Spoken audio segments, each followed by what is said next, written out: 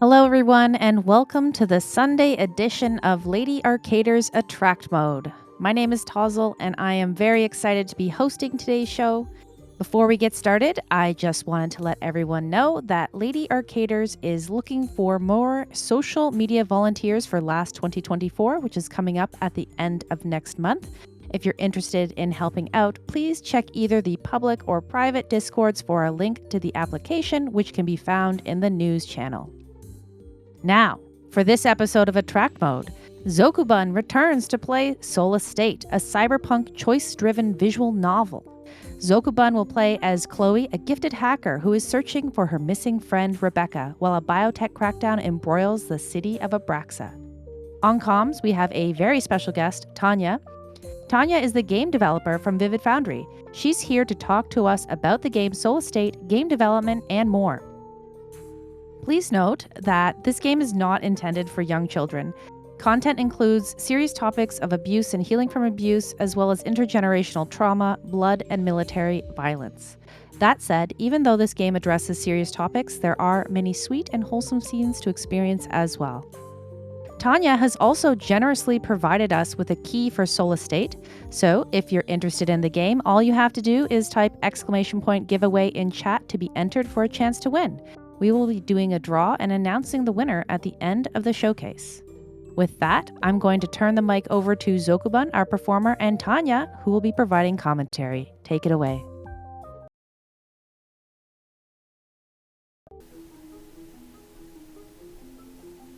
Hello. Thank you, Tozzle, for that fantastic intro.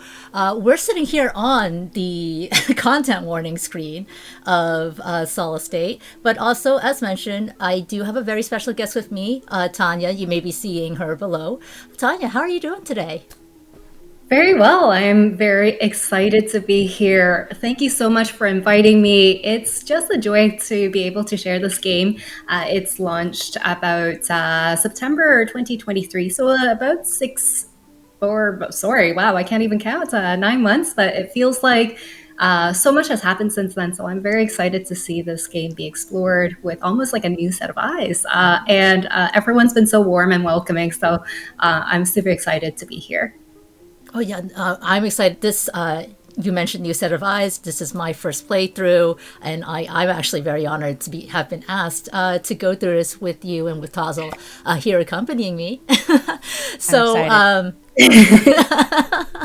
great. Love that for us. Chat, if we're hyped, please go ahead, get the excitement in chat. As mentioned, there is a content warning. I will be unable to call these out before they happen because first playthrough. But from what I have seen so far, this is a super slick presentation. So let's get started.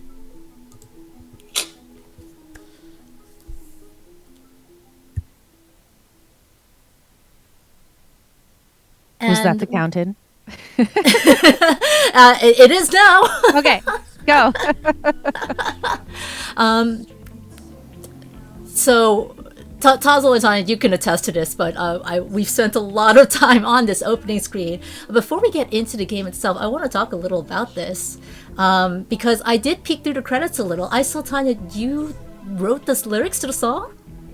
Oh, yes, I did have a hand in that. And we actually don't show the whole entire full length track actually at the beginning. And I'm kind of actually indecisive about this. I actually kind of want to switch the full track in because you actually won't get the full track until you hit the final credits.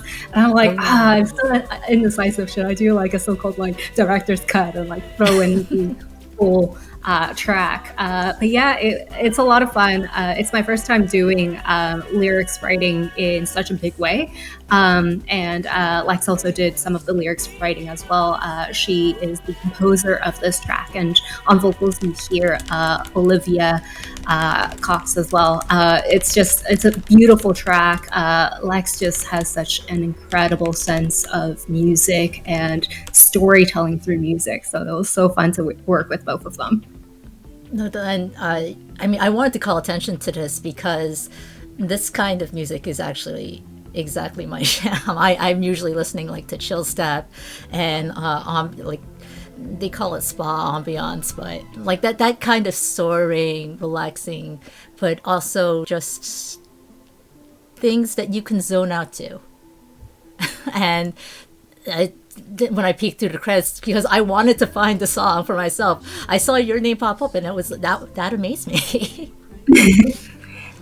I just love writing a lot, and I'm very thankful that Lex has just such a collaborative spirit. She's so fun to work with, and yeah, it just, the song really came together, and yeah, I can definitely share some of her band's music as well. Her band has done some incredible work, and I don't know if I should maybe drop that information into the chat, but totally up to you. I mean, I'm happy to promote this because this games happen when people work together to create them, right? That's also like the mindset I've come away with, like being part of the game stream volunteering community. So that I really love collaborative efforts and just like everyone promoting each other. I also wanted to point out, and I brought up, I've been playing Persona 5 lately in like the setup chat, but like depending on like what you click, this goes to different options and highlights different characters. Now I don't know who these different characters are, but I really liked that. I really liked how sleek it is. I really liked the interface showing that off. And astute viewers might notice that, well, I'm going to bring it up. We're actually on the Open Dyslexic font, and that accessibility thing, the accessibility option, I really love that as well. Yeah, so important. So very important. Yeah, for sure. Sorry, I accidentally was typing in Waxlim's Instagram there for a second, so I made a face accidentally.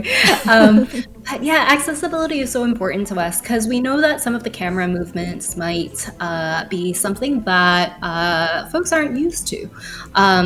And of course, with such limited budgets, we tried the best we can. We know that we don't quite have voiceover options, and it's something that we weren't quite able to provide.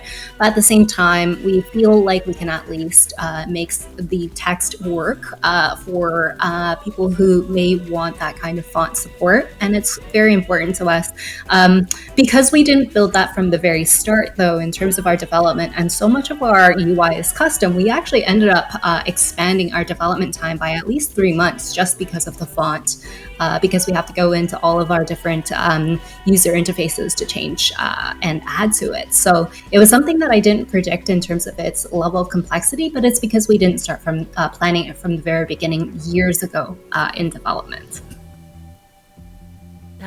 That's really interesting. I didn't think just like a font change would cause so much, I guess, back-end issues. Oh my gosh, neither did I! and it was something where I just had to kind of roll with it. After a while, it was like, yes, we're committing to this path. It's totally worth it, though, because these are the things that gets people wanting to play your game. Like when you have the loading screen with like a banger soundtrack and a UI that is very accessible and looks good, like people want to stay and they want to play. So I think it was a good move. You might even call it an attract mode. Yeah. Oh, thank you so much. But that's it. We have continue and load game here because I did click through a little for setup, but I would like to assure everyone once again, this is a first playthrough, and as such, we're going to start from the very beginning. We're going to include the tutorial, which I haven't seen yet. Ooh, exciting. I love tutorials. It's like my favorite thing. A good tutorial makes a game, I'm telling you. I hope we deliver. Oh, we're putting expectations now. Okay, so, okay. This is the same as like the part I've clicked through. 6 years ago. We're getting dropped straight into the history of Chloe here, and Chloe is getting lectured very. I reading this actually made me a little uncomfortable because it felt very cultist. And I'm going to leave it on screen for a bit so folks can read for themselves. But was that your intention? It was. And in hindsight, I do wonder, like, if I should have delivered this in a different way, like the storytelling in a different way. And I'm kind of like, what would happen if I write it in a different style, right? Where the cultist kind of text maybe comes up, I don't know, 15 minutes later, rather than like literally right from the drop. Because this is a scene that we've never shown prior to launch. So like people who have played the demo have never seen this before. So no, it really is a impactful scene. But I think for people going into this not knowing what to expect, it's sort of like, oh, okay, we're serious mode straight from the start. Yeah. But as we get through this, we're going to find, and I'm paraphrasing a little ahead here.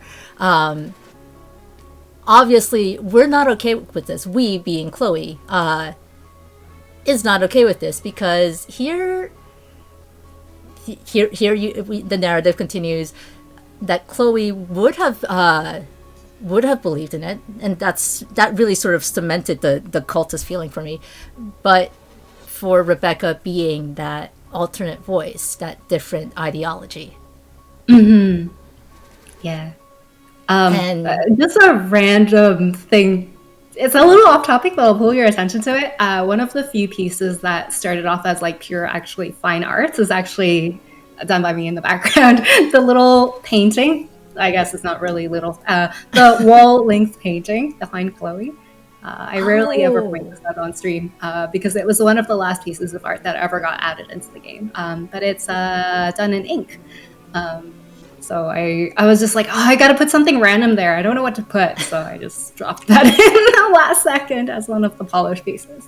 Oh, that's fantastic. It looks a lot like Chinese ink paintings. That was the feeling that I was trying to go for. Like something depending on how you look at it, it definitely feels like a very remote place. But it should feel like very traditional and steep in that, but then your surroundings are kind of almost just like very different from that. It's very modernist or brutalist in terms of its architecture. But I'm so sorry, I kind of like no. Like this kind of like interesting detail is exactly why we love devs on couch. And also, so I'm the kind of person who I've played multiple visual novels, and you'd think I would be used to this by now.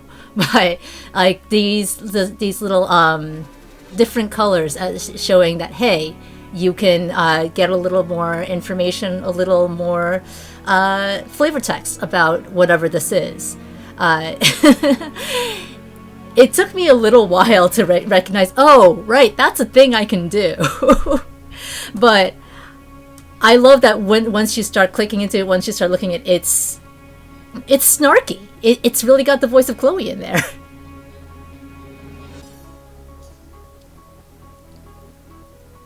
So here, like, and even if you don't click on these, like, clear Chloe introduces herself. She's an icono hacker. What's an icono hacker? The game will get into this in just a little bit. But it really adds to the feeling that the interface you're going through all of this in is actually Chloe's head. Yes. Oh, I'm so glad that came across. Yeah. I definitely feel like it's something I would like to, in a way, in like real life, right? Who is this again? Can I be reminded of who this is? It's having a like almost like a running dictionary as augmented reality, but we don't actually quite have that yet. No, absolutely. Just give everyone little name badges all the time. Yeah. As long as it's not like some sort of like dystopic elements of well, like privacy laws and like undermining privacy rights. Yes. Like just the important stuff and not the rest of the icono hacking. Which, speaking of which, let's click into that because that's very important to the story. Chloe's an icono hacker, and I'm going to paraphrase this, but basically it means that she's got the ability to hack into both people's thoughts and like biological functions is how I want to phrase it. Yes. Okay. And she can just do it without like any additional tools. So literally, she's got a superpower. Yes. Yeah. We so I worked with my co-writer Ashley Cooper, and we've had to really carefully figure out, like, in terms of superpowers, what would make her somewhat more superpowered, but not like being able to execute basically Deus Ex Machina all the time, and really kind of balance that narratively, even if there's no balancing system like an RPG, for example. There's no numeric value, but in a way that becomes still a level of difficulty associated with it, because you don't want the narrative to feel inauthentic if she's too powerful. Like, she can control everything in the world, including physics and telepathy, like stuff like that. So we've had to be really careful. I did want to give that shout out as well. Also, shout outs to Jazz Hands. Oh yes, I did them. Like, you can't see me, but I'm doing them right now. So, jazz hands. If you've done them, they're valid. It doesn't matter whether or not we can see them.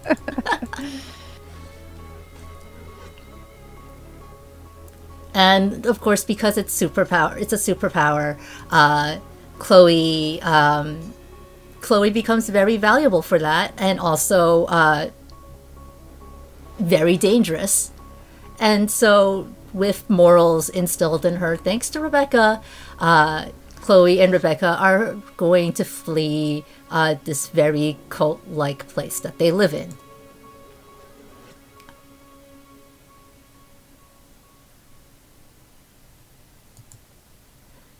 And while I'm clicking through this, I'd like to ask a little about the character design. How Rebecca, the gist of the story, and this is on Steam, so I'm not really spoiling anything, is that Rebecca disappears after this, and Chloe is trying to find her.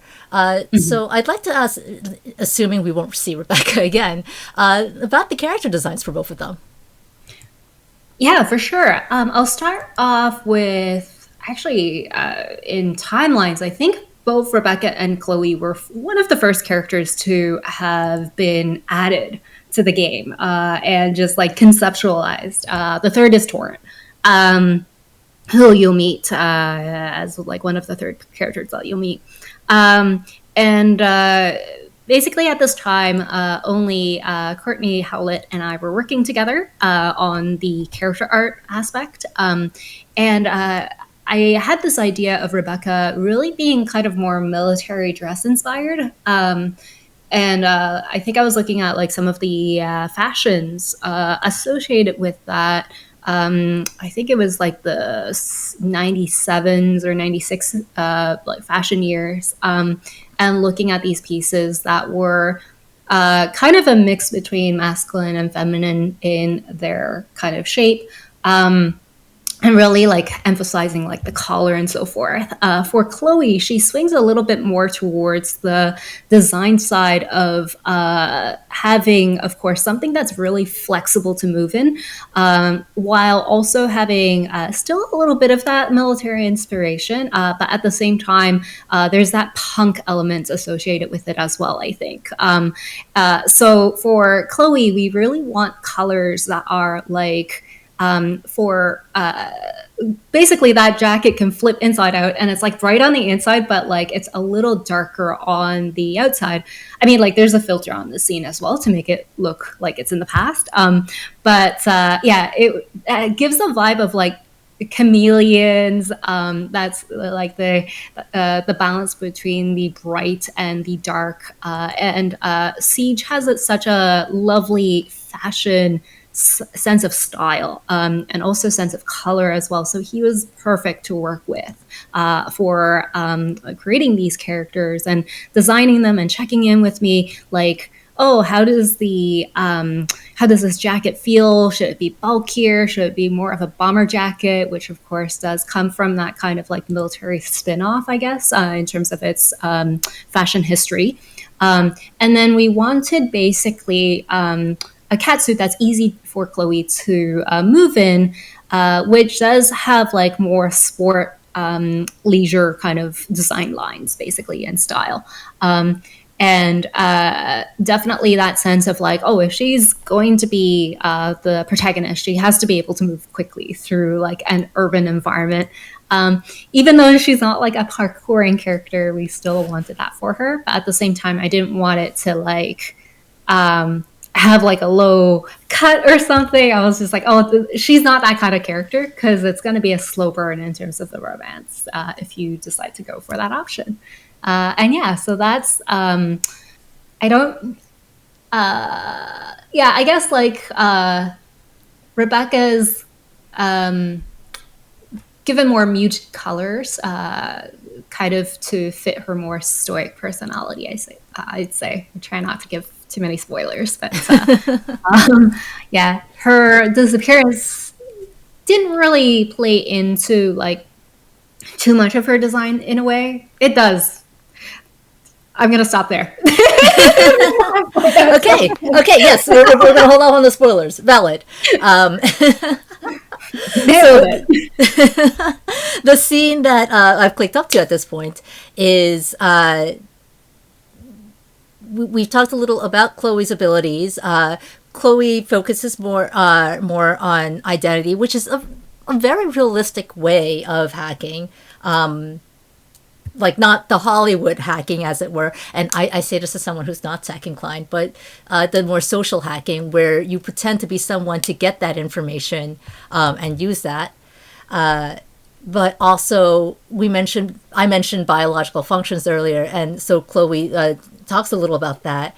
That she has the ability to do that, to basically incapacitate someone if she needs to protect herself. And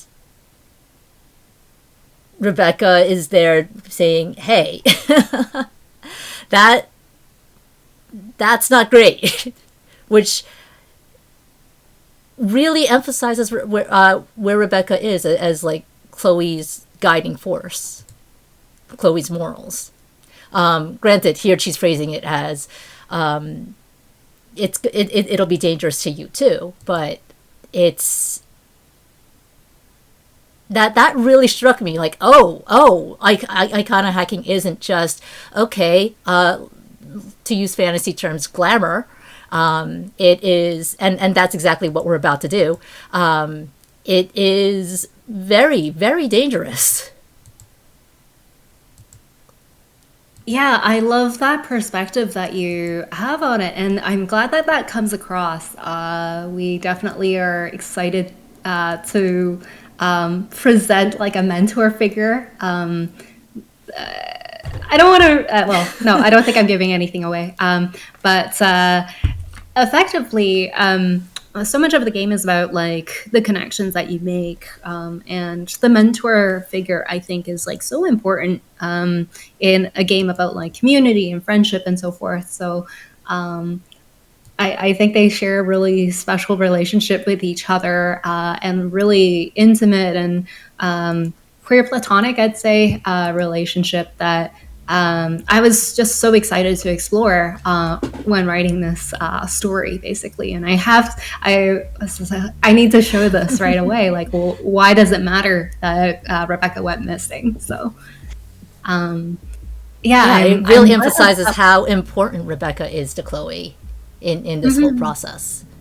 Yeah. Okay. And I'm glad that that weight of this power came through like right away, not like in an aftermath sort of way, but like even prior to this as well. So here we are getting into the meat of that, the gameplay part of the visual novel. It feels very weird to say that, coming from a very Japanese adventure game background. Adventure games usually being called visual novels in more Western gaming circles, like Ace Attorney, where there is a lot of like point and click gameplay, but it still gets considered a visual novel for the amount of text. And in this game, it is the hacking. They're about to enact their escape, and that includes Chloe disguising herself as a major figure in the, can I call it a compound? Yeah, I think that would be very super accurate for sure. All right, then Chloe's disguising herself as a major figure in the compound, and she's about to hack a security guard. Now I've been paraphrasing up to here about the stings, about what's been going on, because this is up to where I've seen as far as like testing this game for the stream. So I haven't actually hacked yet, but hacking has a lot of data involved, which makes sense. And you may not be able to act on all the choices that are currently available to you, and characters will react once you do. So I guess let's do it. I'm excited. So here's Muslin, the security guard, and you can see this is the glamour we're putting on here of Daria. And we have the option to... So let me ask this, because when Chloe's hacking, it's described as gleaning data from their thoughts and memories. But it comes out very, very like accessing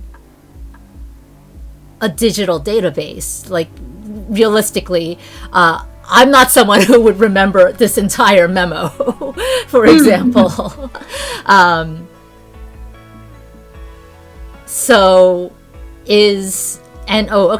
we can do options based off what this item is.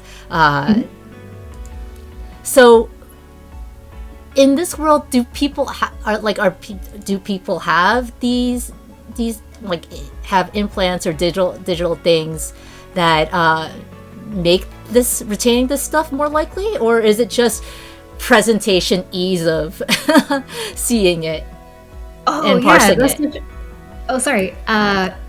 such a good question. It's actually that whatever greatest, strongest emotions, and they could be like all intertwined, of like Chloe's target or Mark, and she's basically able to track down the digital data associated with that. So for example, if I'm like really nervous about say an email that I received from a professor saying that I got a C- or something, when I'm like, I could have sworn that was an A+ paper, and Chloe hacks me, she might come across that as one of the, like, that email or that exchange. Because it's a very strong emotion. Yeah, associated with a digital piece of data. So that's basically how we framed it. But yeah, that's such a good question. It almost talks about like the pervasiveness of how much we put in digital content about all of our feelings and emotions, rather than something where basically, I guess like even very private messages now have so much emotions associated with them and they can't be traced.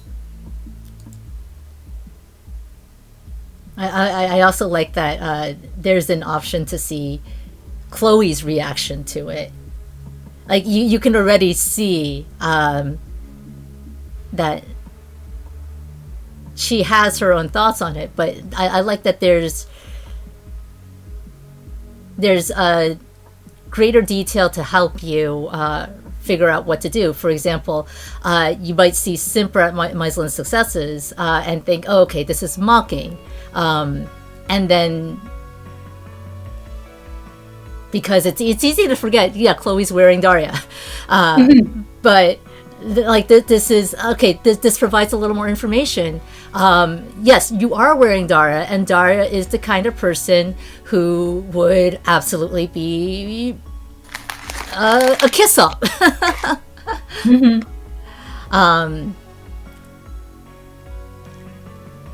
And for this, in this case, I think I am going to simper. We're going to play along with the act.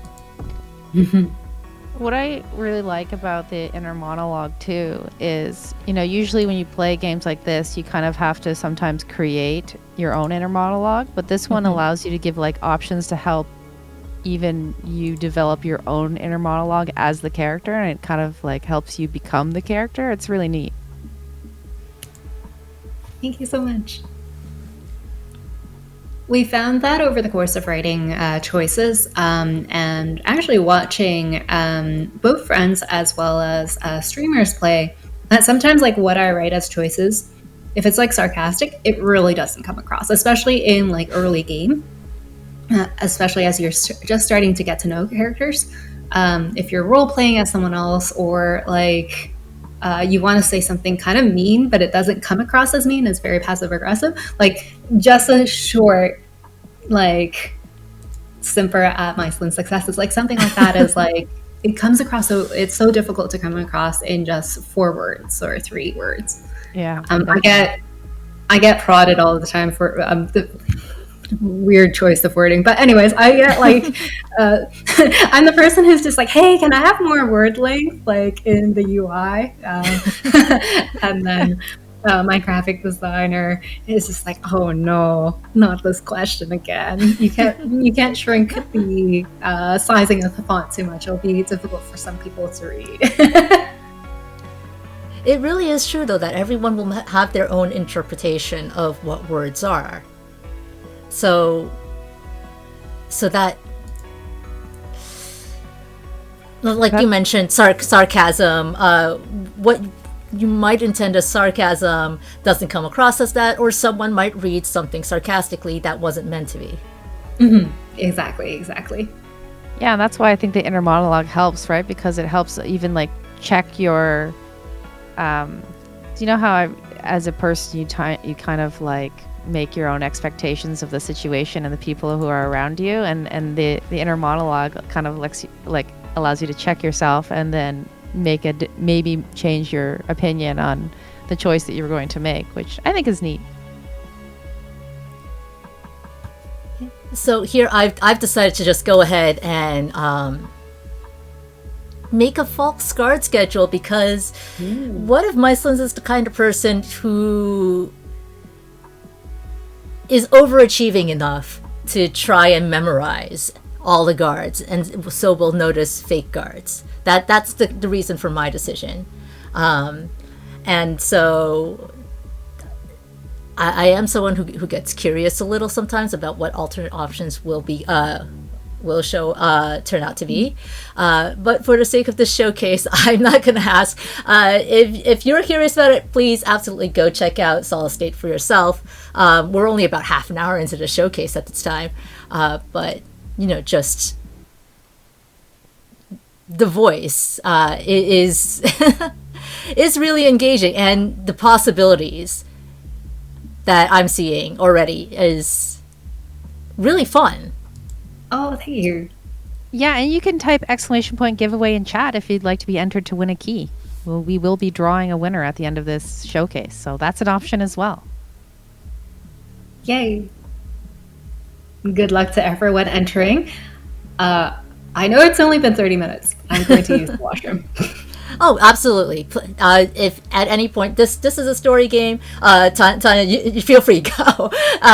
But this is a story game, so yes, I will continue to try and paraphrase what's happening. If there are any questions in chat, I am counting on our fabulous host Tozzle here to ask that, and we'll go on.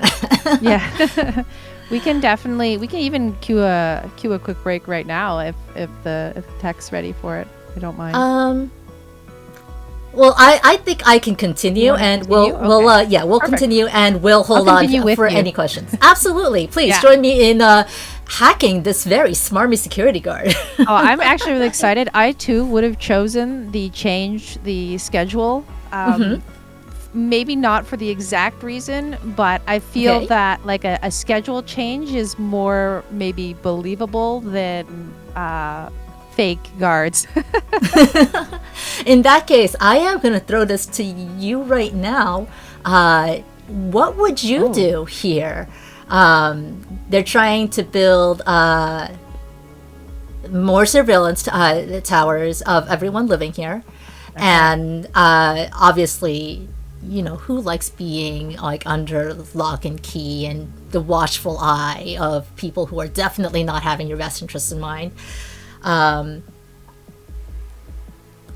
we so want this to is give him the wrong interesting. information or this look at is that. interesting. Yeah. That goes red. So what makes me nervous about making people forget is one of like my own internal monologue about why I would be hesitant to make someone forget is because I don't like the idea of personally like messing with people's brains in the sense that they're forgetting important parts. I don't know. For me, I get very like stressed about making people forget.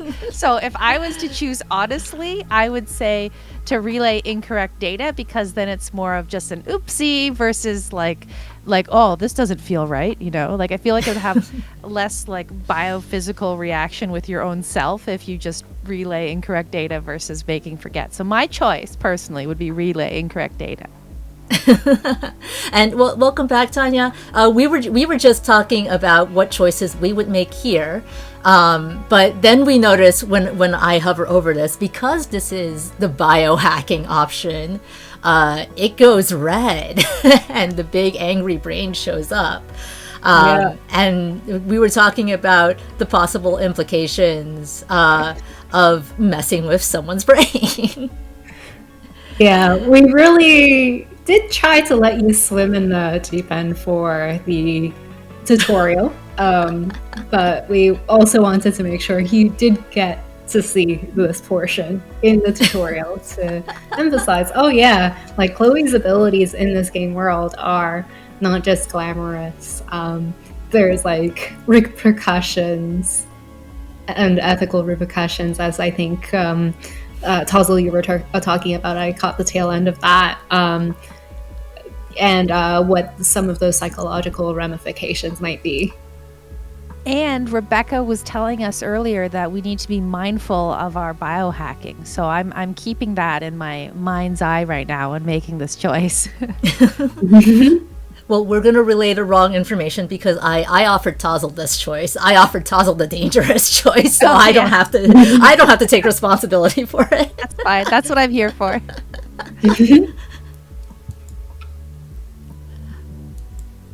And so, AI projection of their behavior. This game was released just last year, right? Yes, it was released in September 14th, 2023. And oh my gosh, that week was such a busy week in game development releases and news. It was 2 days after Unity made its big announcement. Oh, I remember that. Oh, yeah. And so, coverage was really difficult for us. But basically, I think so much has changed over the past 2 years. And basically, since the start of the pandemic, more generally, that, it was kind of challenging. Sorry, I just completely went off on a tangent about just. Oh, no. I actually have a question that's related to your tangent. If you're interested in hearing it, Tanya. Yeah, absolutely. If you don't mind, Zoku. No, go ahead. Yeah, so I had this. I wrote a few questions and just to ask if I thought the moment was right, and I think this is the time. So I think marketing is often an overlooked aspect of indie game development. Do you have any tips for aspiring devs or entertaining anecdotes related to successful or failed marketing ploys? Ooh, that's something that I think I'm still exploring myself. And it might sound a little quaint, but one of the first things I'd say is like, don't put all your eggs in one basket. And don't be too perfectionistic about it. It's easier for me to say than to follow my own advice, though, I have to admit. So sometimes it's just like a sense of, I think for myself, if I could take my own advice, it'd be like, pace myself, or pace yourself, to if something's not really working, switch gears and do something else. And really, marketing is almost like a lot about like energy, maintaining that energy, especially if you're working on a project that's like, say, 3 years or more. Sometimes it is really hard to maintain that kind of energy because if you say like started off with a strong announcement in year one, some of that marketing might no longer be as kind of easy to reach out to anymore. And that includes like, say, like depressed and so forth. Those people might have, for example, new jobs, which has been a challenge as well. And my heart really goes out to like so many people who are talented writers in the writing for journalism field, whose job are not very secure as well. And it's really like, I think it's somewhat of a challenge that, for example, like, yeah, we showcase at PAX, but we try to like retain some of those conversations with influencers and press folks. But yeah, like people change very quickly, and I mean like new opportunities arise and new opportunities kind of change over time very quickly. Now this is PAX 2018, so the distance from launch was even further. That's 5 years difference, and that's just, you know, I think for me it was just having more of that kind of self-awareness than anything else. And I feel like I'm also like thinking about this quite a bit as well. The reality is that social media is kind of separate from each other. It's no longer like Twitter can pull a lot of followers in. It is a bit of a challenge, but I think always like reach out to other devs have been great.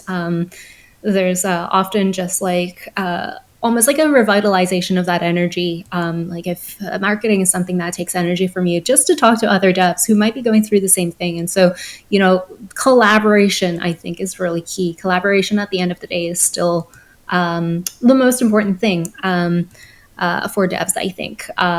Whether it's like, oh, let's try to like retweet. It might sound like really cheesy, but like, you know, it helps. Every little bit kind of helps, basically. I think for myself, sometimes I'm just a little too like picky about like wording, and I really shouldn't. I should just like go ahead and post whatever. So yeah, that's something that I think I'm still working on. Oh, that's great. Thank you for sharing. Yeah. I don't know if that helps a lot, but no, it's always good to hear, well, from a dev themselves, right? And it's interesting to have the introspection, because I often struggle with the same thing, because the do as I say, not as I do.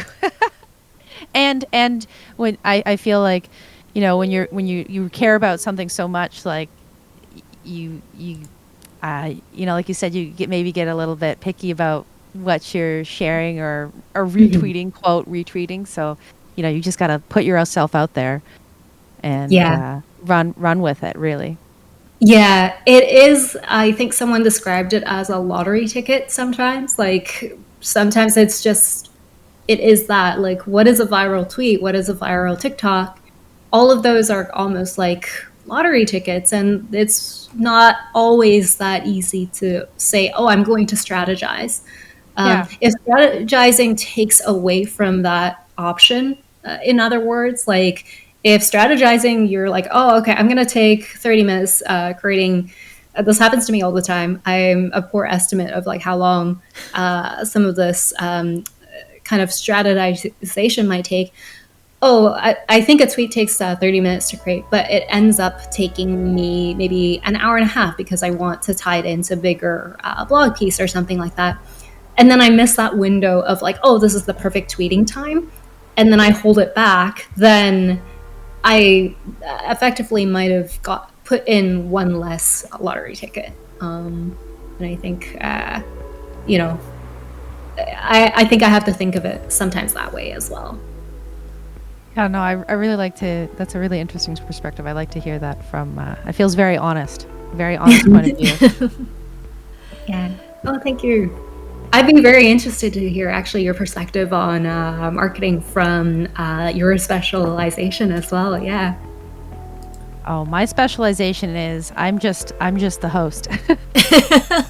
Metroid Crime would be the best person to answer the question on marketing from the Lady Arcader's perspective, because Metroid Crime is the founder and has put in so much work into this community, which is just absolutely amazing. And I'm really, truly honored just to be asked to host here of this event and have, it's like Zokubun is an incredible performer as well, to have Zoku playing Solace State, your game, which you developed for the first time. Like, this is just a fantastic experience, just for me.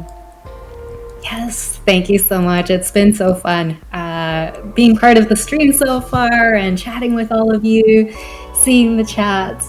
It'll be very exciting. Sorry, it's repeating on my screen, so I'm waving back. I'm waving. You can't see me, but I am. I will do a wave for you. I love the music in this game. As you're clicking through, Zoku, I can hear it just a little bit in the background. It's very immersive. Like, I really like the feel that it gives.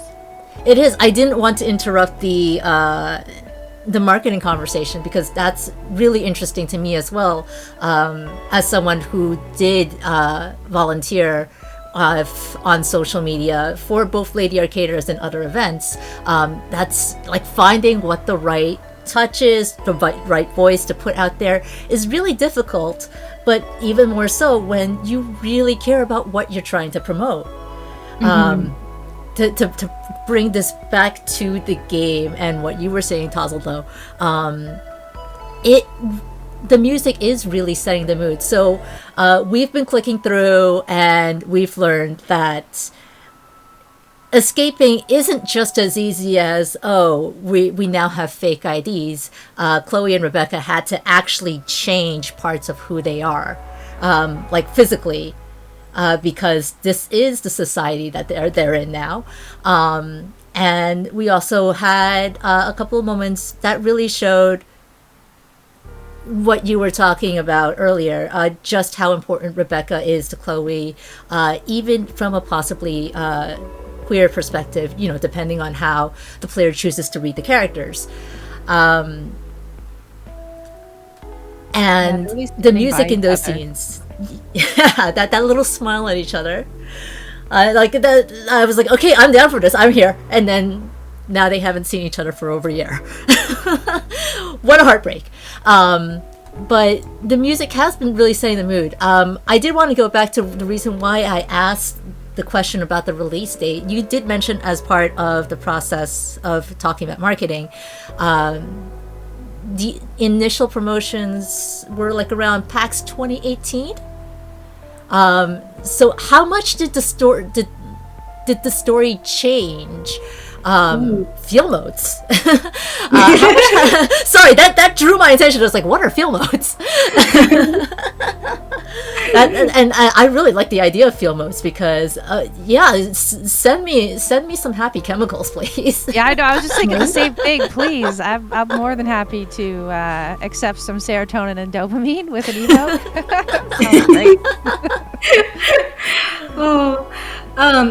Such a great question. So much has changed. So much has changed narratively, in terms of how I was looking at the game, in terms of its viability, in terms of, maybe we'll reach bigger audiences with this.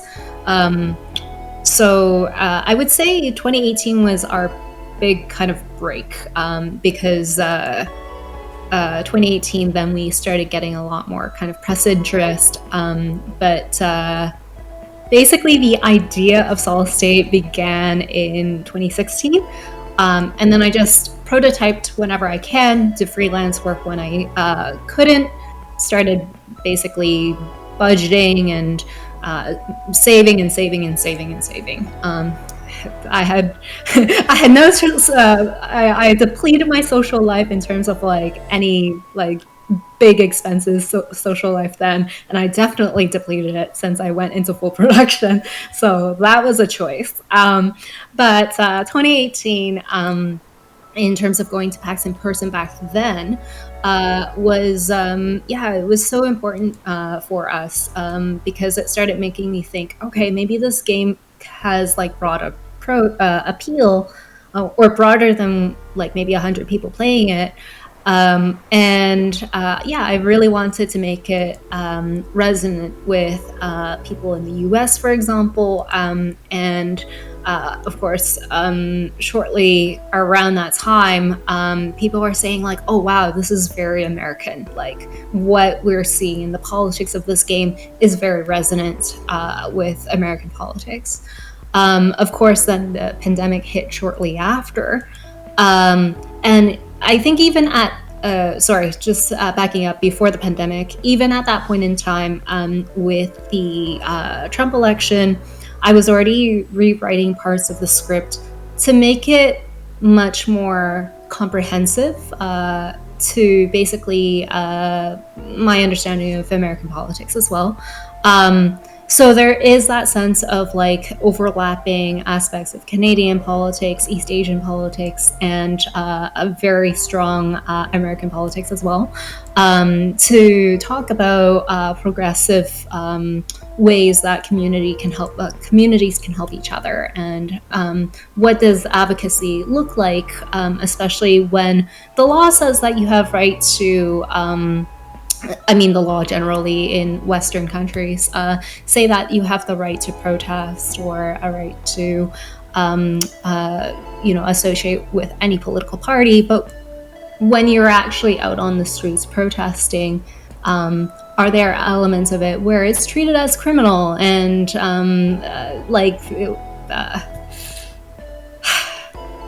sorry, there's an upcoming spoiler that nearly happened. I don't think we're there yet. Hold on. Let me read. Then, we're going to continue moving through, and we can absolutely go back to that in a bit. Yeah. Tazo, I'm tasking you with that.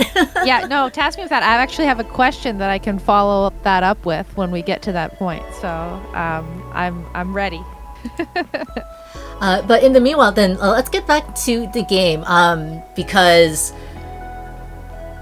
so often for visual novels, the layout we're currently in, image on the screen, text in a box on the bottom, that's so often what you get. And what Solace State does instead is very dynamic. It moves you through the world, and makes the text part of the environment, so your eyes bounce back and forth, and it feels much more dynamic. Was that like, what led to that decision? Yeah, for sure. I really wanted to explore a different way of visualizing because I come from a cinema studies background as one of my degrees in undergrad. The other one's political science. And from cinema studies, I am constantly being taught like, oh, formal elements of film language, and this is how different cameras work. That's very specific to filmic storytelling and form and aesthetic. So I was really hunting around for an aesthetic that isn't film in a video game, and is like truly a video game aesthetic. And of course, one of those would be the isometric view, which is what this camera system is using. Very rarely do you get in cinema like cut-throughs that could happen in quite the same way, unless it's animation. So that's what I really wanted to play around with, and it works well for a very modern near future society that we're talking about, like cameras cutting into buildings, surveillance society, and basically trying to find secret information in dystopic or pre-dystopic society, depending on which part of the game you're in. And yeah, just playing around with that sense of exploration. So yeah, this is basically what propelled this.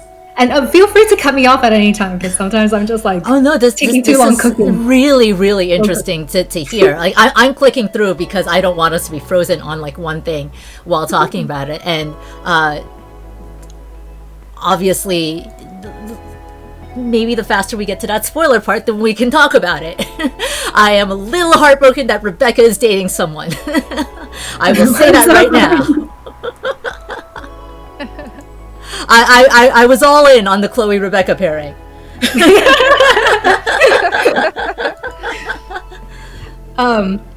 You know what? I'm gonna say the intrusive thought, which is I totally headcanon, and maybe it's weird for me to say this, but I totally headcanon Chloe having a crush on Rebecca, like total puppy love. That makes complete sense to me, and is also why I was all in on the idea of Chloe and Rebecca, because I think in that opening scene that they really did establish a very good dynamic, and how important they are to each other. So again, still heartbroken. There's always time. There's always time. That's true. I don't know what our romance options are. Actually, it does say on the Steam page, but I didn't look too deeply into that. Just to paraphrase and summarize what we've gone through. Again, Rebecca's been missing for a year, and Chloe is currently acting as a journalist. That is the life, the work that she's gone into post escape. That happened 6 years ago, just as a reminder. And she is being directed by, I think, it's best to describe Hakeem as someone senior to her, in Topologist, which is the name of the publication that she works for. And she's being tasked by Hakeem to meet Torrent, who you did mention earlier is a character that we will be interacting with a lot more. But this city that they're in, Abraxa, if I'm pronouncing that correctly, has a corporation that is that basically controls everything. This company called Nexier, and as tends to happen, they're they're a teeny bit dictatorial about it. Just a little. Just a bit.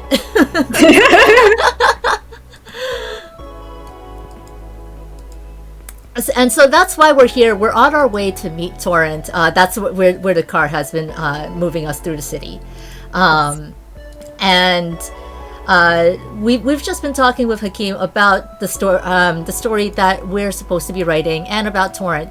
We did have the option to be honest with Hakeem about us looking for Rebecca, but I figured Chloe was not quite ready to trust him with that yet. And so we focused more on Torrent when that question came up. And that's my current read on Chloe right now, that even 6 years after being in the wild, and maybe part of that is also like personal projection, because that's how people play games. I'm revealing a little too much about myself on stream. But Chloe's guarded. But Chloe's a little guarded, plays it close to the chest, keeps it light and casual, surface, whatever she needs to get by. And that's also leading into my current choice. I'm going to sass Hakeem about promotions. Instead of being more earnest and open. But This one I am going to ask a little. If I had chosen the other choice, care about human rights, would it still have played out similarly, where Chloe is still trying to keep it close to the chest? Friendly, but just like a little more earnest about, hey, like I this is important to me because of whatever. She leaves it pretty open-ended, actually. So yeah, I wouldn't say that she shares something that Hakim doesn't know in the past. Hakim actually is then reminded of how bright-eyed she appeared during her interview process. So you just have a little bit more backstory between these two characters. But not in I forgot to include this in the paraphrasing. The game does specifically mention she's only 22 at this stage. Yes. So yeah, bright-eyed makes a lot of sense. Ooh, we have a question in chat. I shouldn't be reading it, right? I don't know. You're welcome to, Tozzle, you're welcome to read it. I have it open right here as well. I think it is a really interesting question for you, Tanya. Like, how hard was it to write a story with multiple choices like this? Like, you know, were you the only one writing the choices? Were there multiple writers? Did you have to go back and cross-check to make sure that the things you wrote earlier made sense later down the road? Did you find contradictions in your own writing? Like, how was it? How was the experience? Oh, I love this question. Thank you so much, Pickle.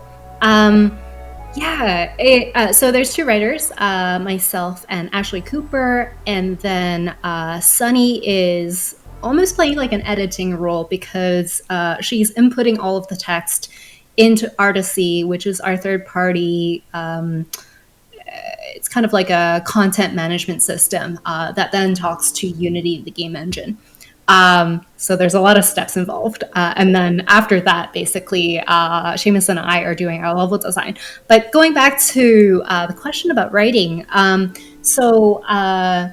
two writers, Ashley and I are in the writing room, chatting over basically everything, plotting out all of the plot structures before we start writing it.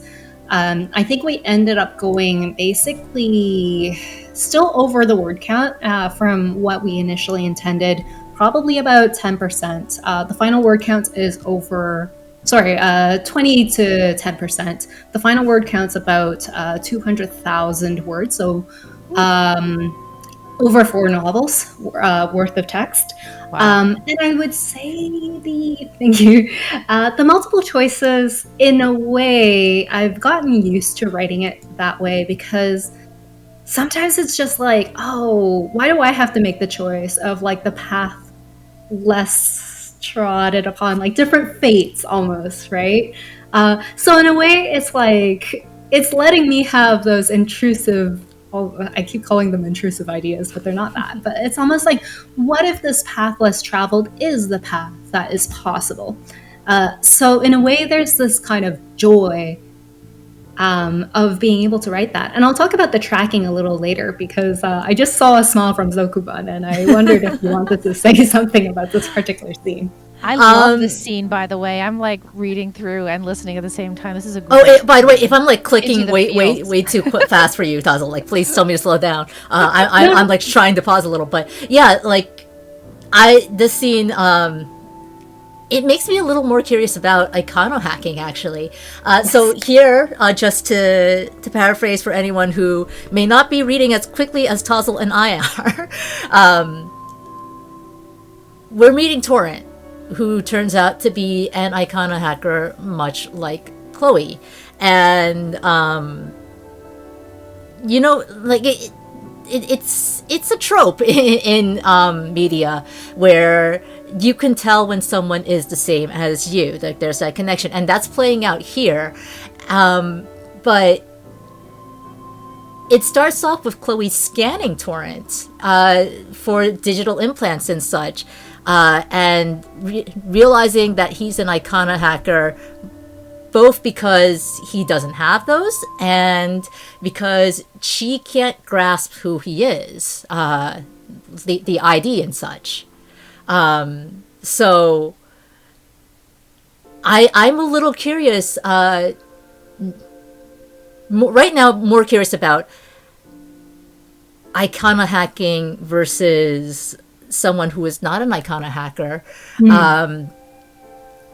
If someone who isn't is more prone to having the implants and such, then how is it that Chloe was able to keep hidden?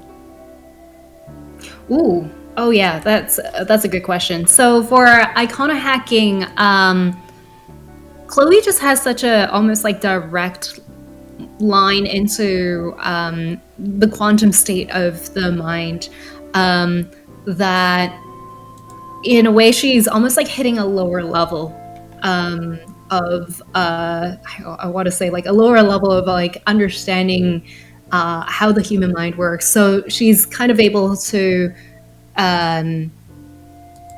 just understand someone despite the fact that they might be wearing implants that might say like encrypt their data basically.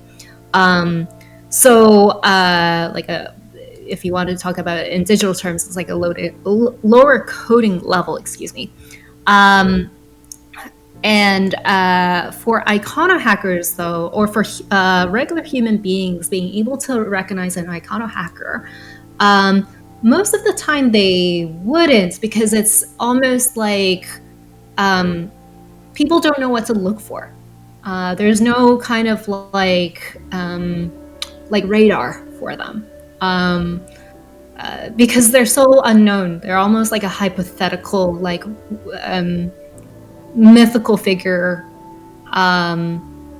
It's supposed to mathematically exist, kind of like string theory in a way, that someone somewhere wrote a paper and was able to prove the existence of icona hackers. And then over time, the media spun it so that it's like, okay, yeah, this is a thing. It's like, oh, do icona hackers exist? Almost like it's like an alt belief system or something like that. But for the most part, most people aren't icona hackers in this world. So that's how that kind of works. But yeah, I definitely know what you mean too about like the almost like queer, like sensing like, oh, if someone's in the queer community, like you yeah, I was like hesitant to say gaydar, but you like you're like me. I feel comfortable around you because you're like me. Yes, just like that sense. But because I like we have these choices here that also emphasize and what you were saying about icona hackers being so rare. They don't really know what that feeling is because they've never met another one before. Yeah, it's just instinctive. Yeah, and okay, I'll lead a little bit of this scene. I think like Chloe's suddenly feeling, I think in the scene like, oh, now it's like completely off script. Like whatever I just said to Hakeem, whatever. Like none of that really applies in the same way anymore. So yeah, the gaydar is so real, Mina. It's so true. Can I ask a bigger question, Zoku? Or do you want to continue with the story right now, or can I ask a bigger question? Let me know. I mean, I am continuing with the story, and I'm curious to see where this goes. But you know, I don't have anything to say because I don't know where it's going. So absolutely, by all means, go for it. Okay, so since June is Pride Month, maybe you could give us insight into what the inclusion of queer characters in your games means to you. And as a follow-up, do you have any favorite queer character or characters that you would like to shout out in your game or maybe in another game? Ooh, juicy. Okay. When you asked for a different game, now I have to really think. Well, you don't have to go there, but yes. So to your first question, this game is so important to me in including queer characters because I feel like it came into my own queerness over the course of its development. I've known for a long time that I am demi, or on the A spectrum, on kind of ace, gray ace somewhere. And I did really want that represented in this game. I don't know if you want me to mention who is demisexual in this game. As a demi person, yes, please. As a demi person as well, I'm like screaming over here. Yay! It's so Torrent. exciting. I feel seen. Okay, that's The great. demi representation is so rare. So yeah, no, I know, Tazzle lie. Yeah, and we've got the demi character. Blushing Torrent is our the timing was slightly off and I was like looking at the wrong screen. Is our he's so sweet. I love writing his romance or like trying to figure out relationships or like just defining relationships at that point. And what like his focus is and giving him that space. So like I just have so much fun writing him. I knew right away like this character has to be demisexual or like on the A spectrum, sorry. And then I further defined his attributes within that basically. And his take is different from mine, which in a way is kind of healing because I kind of like I had my own not great ways of framing it, I think, in my head. So it was actually really kind of self-soothing, I would say, to be able to write Torrent as like a different, demisexual, but a slightly different kind of trajectory and experience than one that I've had in terms of like growing into demisexuality. The one that actually I came out as omnisexual or bisexual in terms of like short form over the course of writing this game, and I think like it was over the course of the pandemic. Of course, I can't like attribute all of that awareness to Solace State. It was just a bunch of things, but to be able to write Chloe and Swaley together and see their personalities flourish, and of course, like as I mentioned earlier, like Chloe having a crush on Rebecca, like all of that really felt great for me because I really had to question like, why is this so meaningful? Why is this important? Why did I insist on it and like not really shy away from that? It's exactly what Elko the Blue, hopefully I'm not mispronouncing your name, said in chats, which is creation can also be discovery, and it's very much that. Ashley, my co-writer, has helped with that aspect of writing Chloe and Swaley's relationship path and really flourishing that out with me, and I did push it kind of further actually on the romance. At first it was like a little bit more restrained, and then I pushed it a little further. Nothing like R-rated though, it's still fully teen rated. I mean, that's part of the demi experience, though. It doesn't have to go as far as R. Yes. Yes, true. But also, the demis who do want to write R, they're valid too. Absolutely.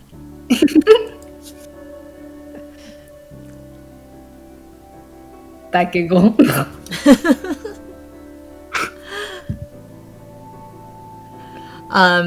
So just to recap what I've been clicking through while we've been staring at Torrent's blushing face.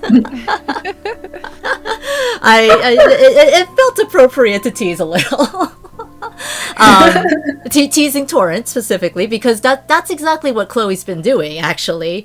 They've been going through the process of apartment hunting, which all too real, all too familiar. I hate it. Thank you. But also, like you mentioned, Chloe's, we're off script now. This things have changed. You are like me. There are things I can talk about with you that I wouldn't have been willing to talk about before, which I think is most prevalent here in this choice, where either option is talking about Rebecca. This was not something that we brought up with Hakeem. We had the option to, but we didn't. But both of these involve mentioning Rebecca to Torrance, just how much we're willing to share. And I'm going to lean into, yeah, we're feeling comfy, we're feeling safe. Yeah, I like it. I love that. I also wanted to add Aiko pointing out the lining colors. I like that it's reflected in like the color cohesion. So like the orange over the choice you're selecting, the purple outside on the choices that you have. Like just it's visually coherent, and that's like so smooth. Oh, thank you. So much of that work of the graphic design, color palette work is really spearheaded by June Button, our graphic designer. And what they've done is pretty incredible, of like just making sure that we have a cohesive color palette. And it carries through to the hacking screen, to the UI, to the outlines, to the website. I mean, like on our website. Yeah, and it's just so helpful to have like that kind of guideline for games. I would say actually color palettes are one thing that for any folks who are game developers and are working on their first game, having a color palette early can really help like just almost like jazz up the vibe of that game. To give it that kind of like identity, so to speak. Oh, and Pico, I'm noticing your message in chat. Thank you so much for saying that the art looks either like watercolor or ink painting. I also wanted to respond back to one of your earlier questions. You were talking about cross-checking and making sure that the things I wrote earlier made sense. Yeah, so much of that. I think that's where, like, when writing, I'm not sure if I'll write this, like, 200,000 words, or basically aim for such a large game too soon after Solace State. Basically, I might strive for smaller games with my team, basically, because it is really difficult to cross-check. One of the things is, though, for game development, at least, is I would be able to like flag, hey, player made this choice. This choice is called "Be Honest to Torrent" or something like that. And then when I flag it as this is true, then I put it on a spreadsheet. Like, of course, it's worded a little better, but "Be honest to Torrent" scene 1.2 or something like that. And it's true. And then I'll remember to come back to it later, basically, because I always have the spreadsheet open. And we have pretty much like over 100 or so of these flags. I think like 150 of like things that happen and therefore consequences might occur. Like, say, for example, you'd never told Hakeem about Rebecca, or like your reasons for taking on this job in Abraxa with a topologist. That's going to come back like much later on. I got to remember to include that. So the fact that I spreadsheet it and then can color code it and make notes of like when I want to come back to it, that's definitely helped me.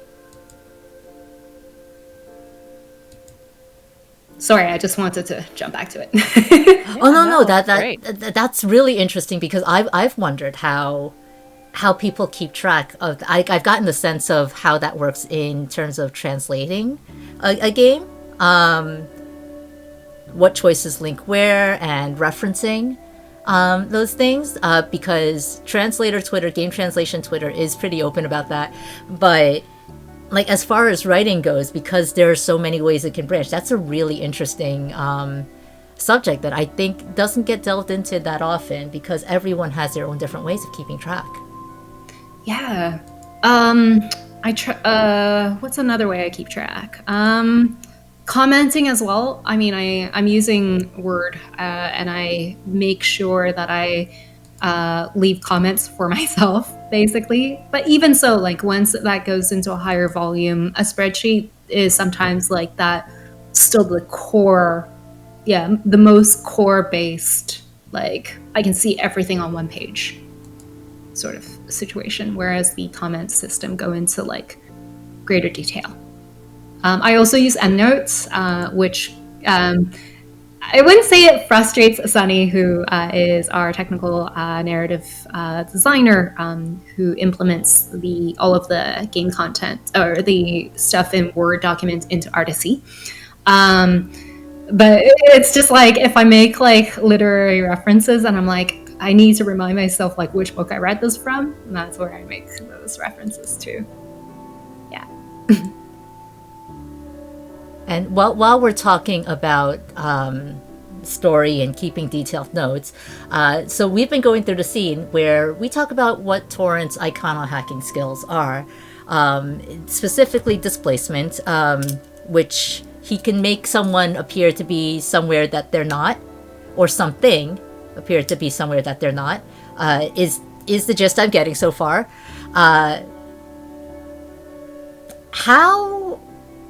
How hard was it to come up and define, I should ask, what these abilities, what the I'm going to do air quotes, but the science behind behind this world. Torrent doesn't really trust his abilities all that much because, I mean, he's younger, he hasn't had a lot of space to practice, and he's found he's had a couple of limitations. But also earlier, and I'm actually going to like bring it up again here, like you've got a dictionary, you've got a toolbox here, and so we're defining things like silencing diffuser, quantum tunneling.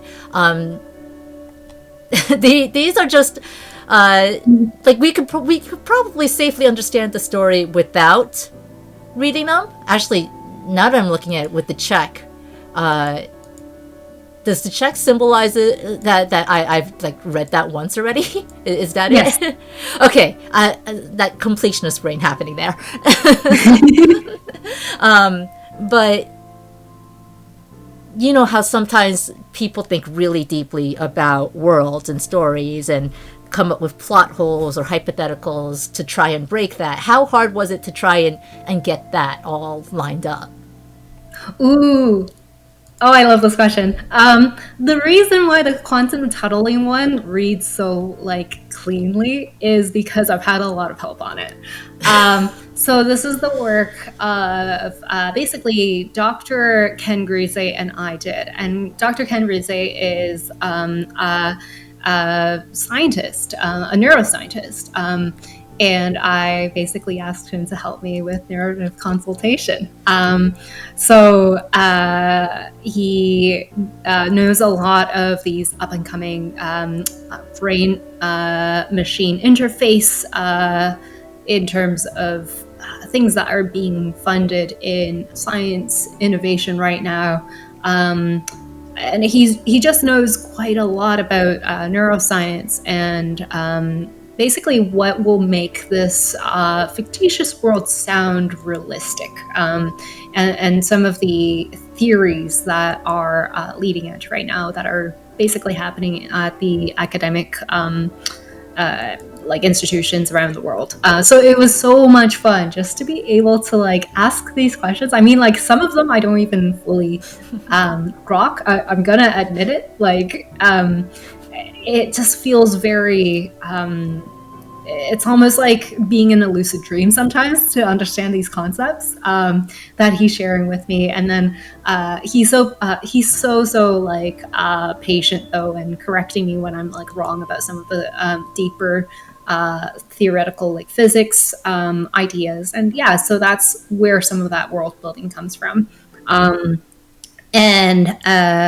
Basically, I asked him very early on the question of like, is it realistic that someone like Chloe can have these abilities without touch, like to be able to touch someone before basically being able to pull information from their mind. So we've had to set up some kind of like limitations, but I learned a bunch about like quantum tunneling from him for that. No, that's really interesting. That I don't know how to phrase this without sounding dismissive or demeaning, so I'm really sorry if it comes off that way. But it's really interesting that to hear there's actual science behind these concepts. I mean, they are strongly theoretical, and I've had basically Dr. Grise look at editing some of the writing that I've done just in case. And yeah, it's really quite cool to hear almost the creative side of science, not necessarily the number crunching, but to hear some of the leading edge stuff. So it's very cool. I mean, I love it. As a science person myself, we always need new theories, and we have to test the theories to find out if it's, if it's false or or if it's maybe plausible. So I like it. I like that there's actual science behind it. Hey.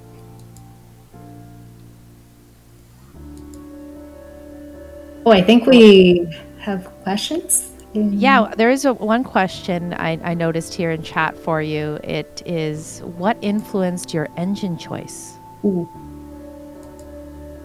Yes. So in terms of engine choice, Solace State is created with Unity. The engine choice was influenced by just who wanted to work on a game of this scale and scope.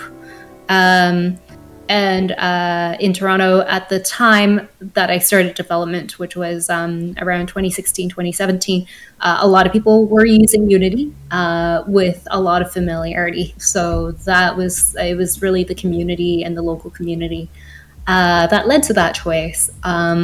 Now, I have since then become much more of a proponent of open source, so I have been exploring other engines as well. RenPy is a fantastic one. I do see that being mentioned. Of course, RenPy wouldn't be able to work with 3D, and 3D is one of my backgrounds.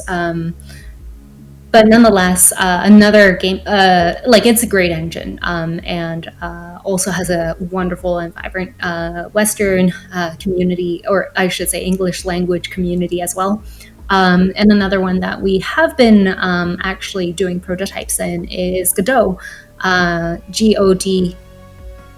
Sorry, spelling frame. G-O-D-O-T. G-O-D-O-T. There we go. Thank you. Yeah, and we are working on something related as a spiritual successor. The problem is we don't know if we can reach all the way until launch because of just very little funding and very, very small budget. So, but yeah, nonetheless, we're exploring Godot, and it's quite fun. Awesome, thank you for that. Yes. I do have a question that may be a little personal, so you do not have to answer this if you do not feel comfortable. Chloe is distinctly, I feel, an Asian background, East Asian background, and it was just mentioned that Torrent had a part-time job. At this point, they're starting on their little mission, and Torrent's background in the city was briefly mentioned, including having a part-time job at a tutoring center and learning how to make dim sum from aunties, which, as someone with an East Asian background myself, feel very, very distinctly. It speaks to me. So I was wondering, how much of that did you want to put in there intentionally, and how much of that just sort of felt like it belonged and just came out as part of the writing process? Yeah, I think for myself, it was definitely a game. It is definitely a game about me working through some of my sense of like hyphenated identity of like, oh, I'm not fully this place or another place. Like as someone who's a first generation immigrant, and also mixed as well. So yeah, I really wanted to portray that sense of like Torrent is the local. Torrent is the one who has been here all along, has these connections with people that Chloe just doesn't have and won't, but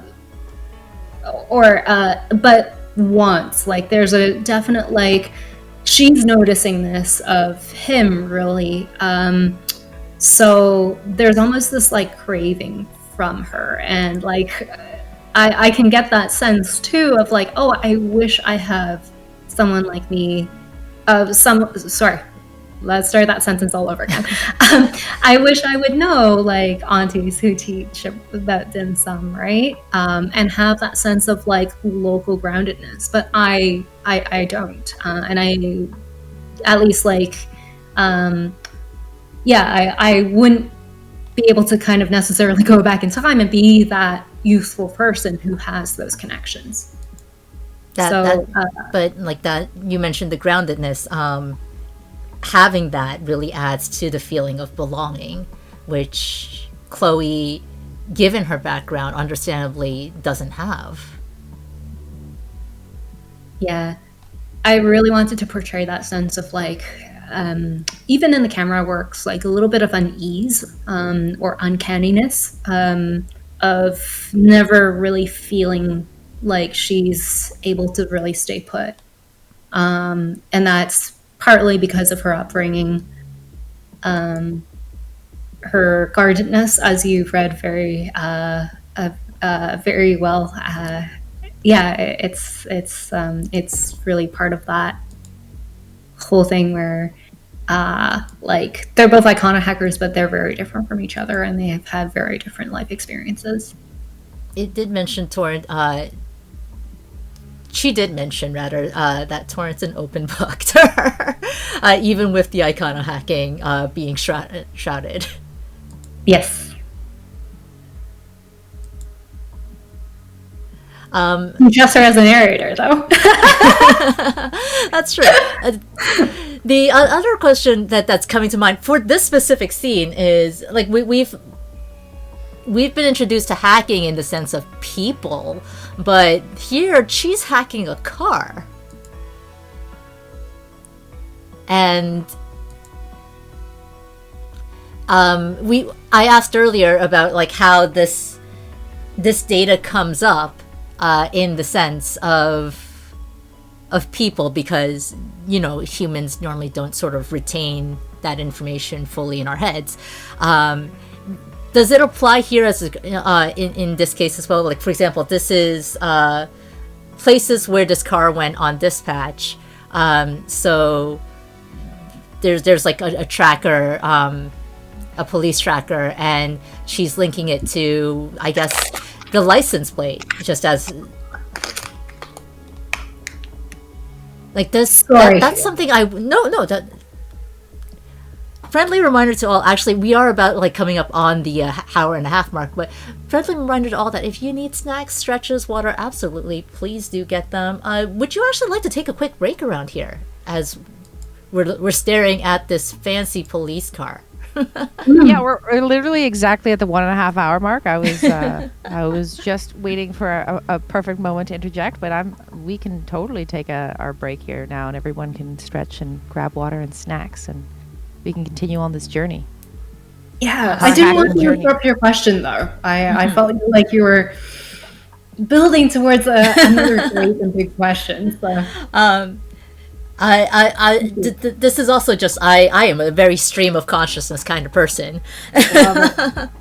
But it was sort of do objects also have strong emotions associated with them? Ooh. Should I say it? Not so much in this game, but I realized that this is something where this is something I wanted to explore, and I actually pitched something related to this for a completely different thing.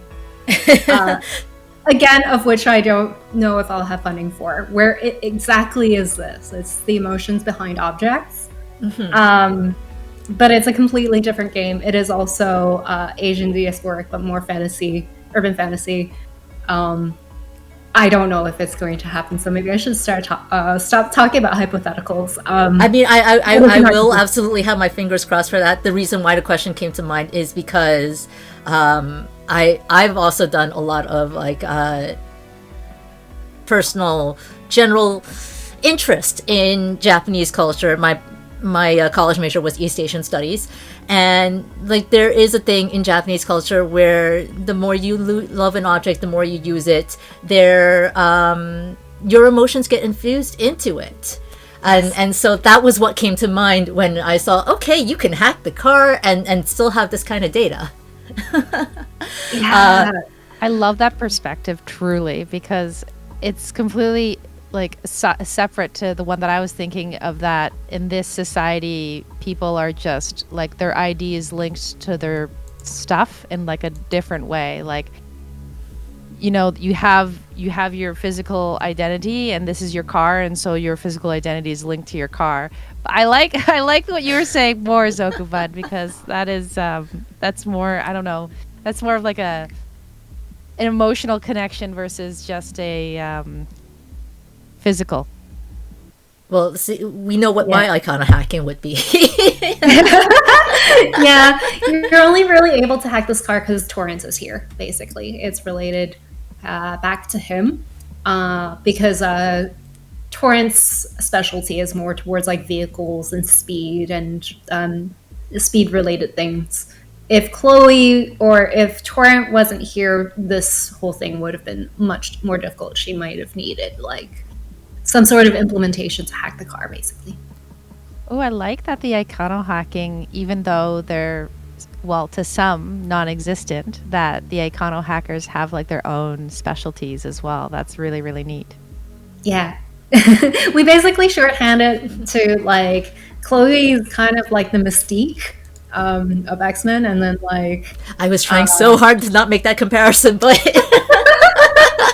I mean, the superpower, like the Western superhero kind of comprehension, is actually not my wheelhouse. It's more Ashley's side, and like I don't know beyond like watching like only a couple of movies, basically, of the X-Men. Whereas Torrent's much more of like teleportation. But not quite also, so but if we have to shorthand it, I guess he's Nightcrawler. It's one of our smaller like more small characters as well, so maybe that works. Yes, I'm so glad for that question. Yeah. Well, we did mention a break, so I think now that I've moved us on to a very tense moment. I was about to say, we're in such a tense moment. Would you like to finish out this scene before we hit the break? Yeah. So this is the part where I was just like, oh, I'm going to spoil something. And another completely major change that increased our everything, budget, word count, by an incredible amount, is basically me learning a lot more about Black Lives Matter and abolitionist movements and so forth, and really trying to understand the racialized tensions that exist in most of the West, but it does take a more predominantly North American approach. And Swaley is a character who did join the main cast a little later. So Chloe, Rebecca, Torrent existed in the beginning. There's another main male character coming later on who's a completely different like economic class from the three aforementioned character. And then Swaley joined much later. And at first, I actually even made her like a much older character, like older than Rebecca. So like in her 40s. But then we actually decided, no, she can be like a younger activist. It actually makes sense because a lot of activists are in their 20s. But she can still have like a lot more like life experience than Chloe, like even by having like a few years of more activistic background and community background, whereas Chloe wouldn't have that kind of background. And Torrent's community understanding is a little different. It's not quite like the community engagement, the intersectional kind of type of engagement. I'll let Swaley kind of introduce herself through the course of the game. I won't try to lead the conversation as much. But it's each character plays a different role, I guess. What the understanding I'm getting is that each character plays a different role as far as representing someone's place in a community. And even without the political tensions and theme, which that's part of our lives. Not trying to take that out of it, but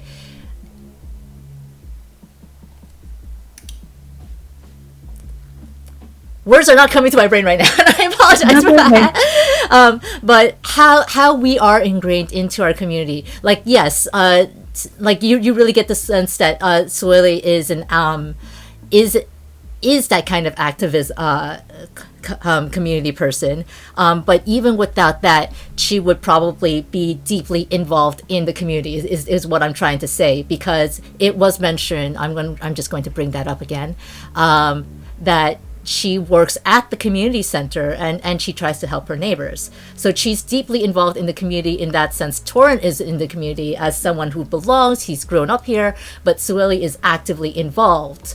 Yes. And yeah, that's we're going to see the other characters later, of course, but like each of them play a different role in my head right now. For now, though, more importantly, we have gone through to help extricate Sueli out of this situation. And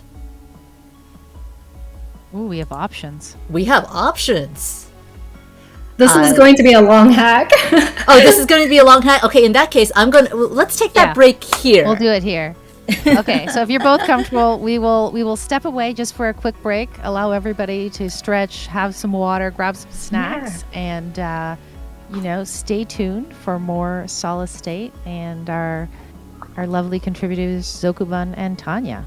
We'll be right back. Thank you.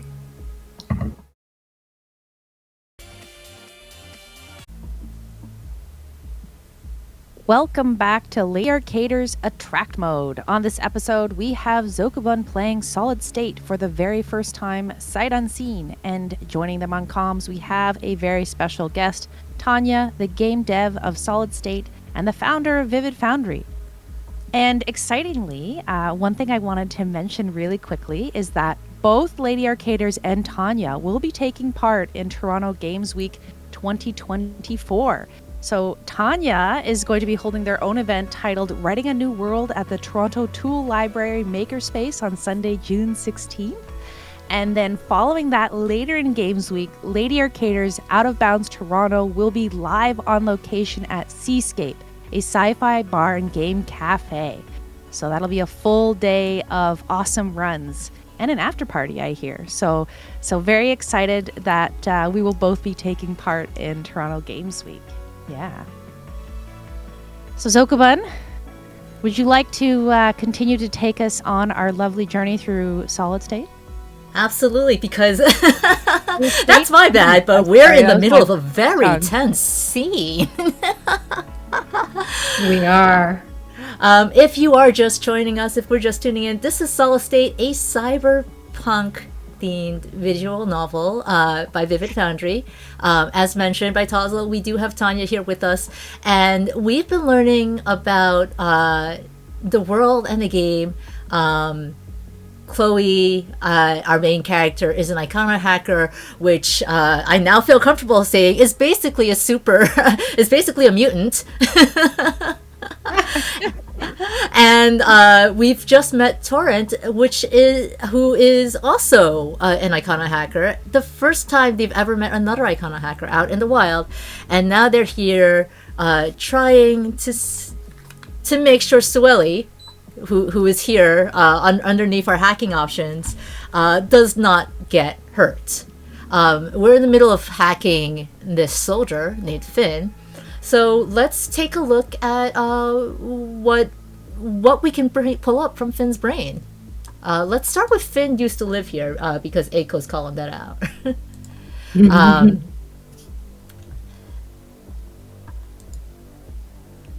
So Finn has forum posts, and that's what's popping up here. And the thing I didn't really mention about this scene in particular is that there's clearly a lot of tensions going on here in Zircon Hill, in Abraxa as a whole.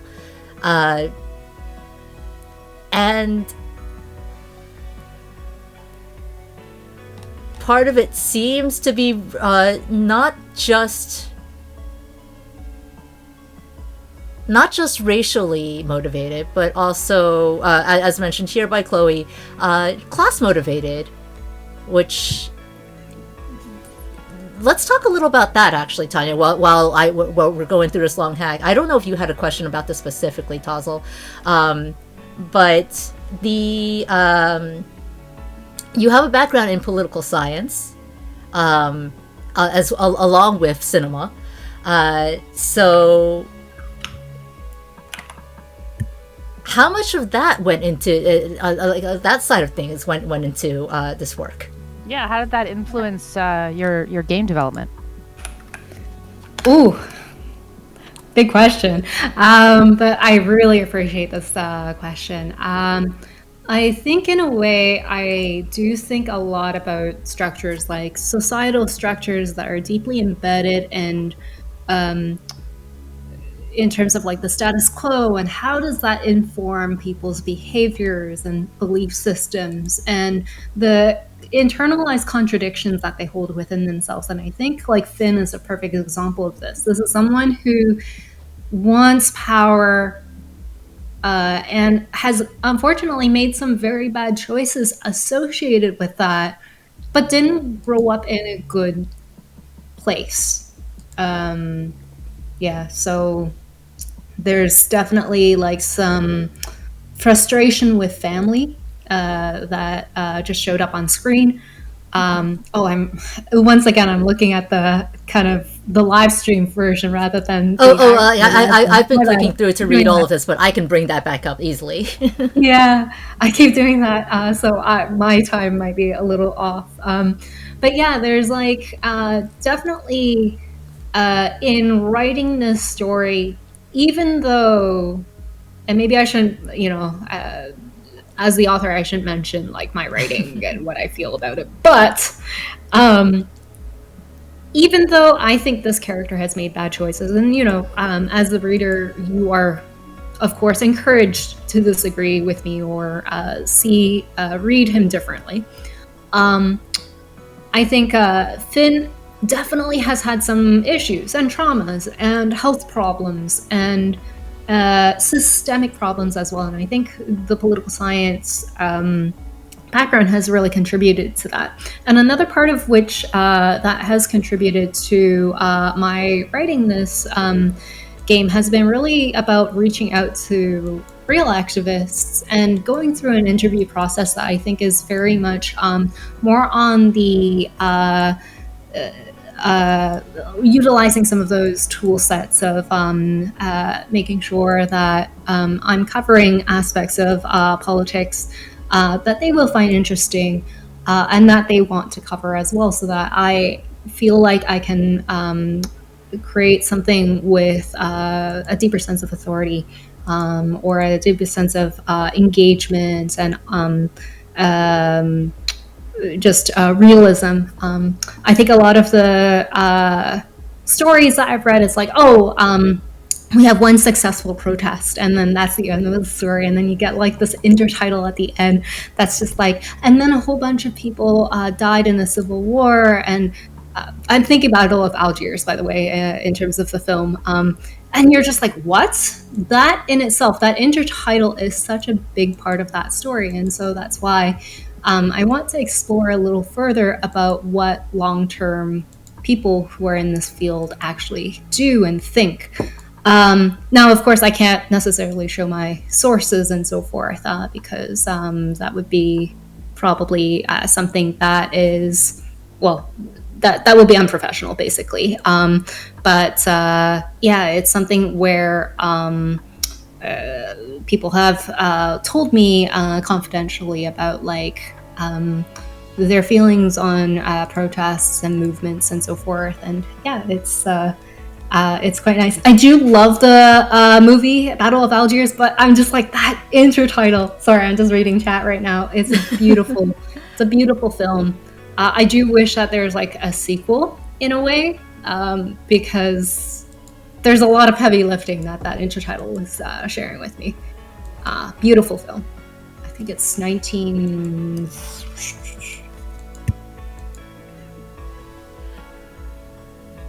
And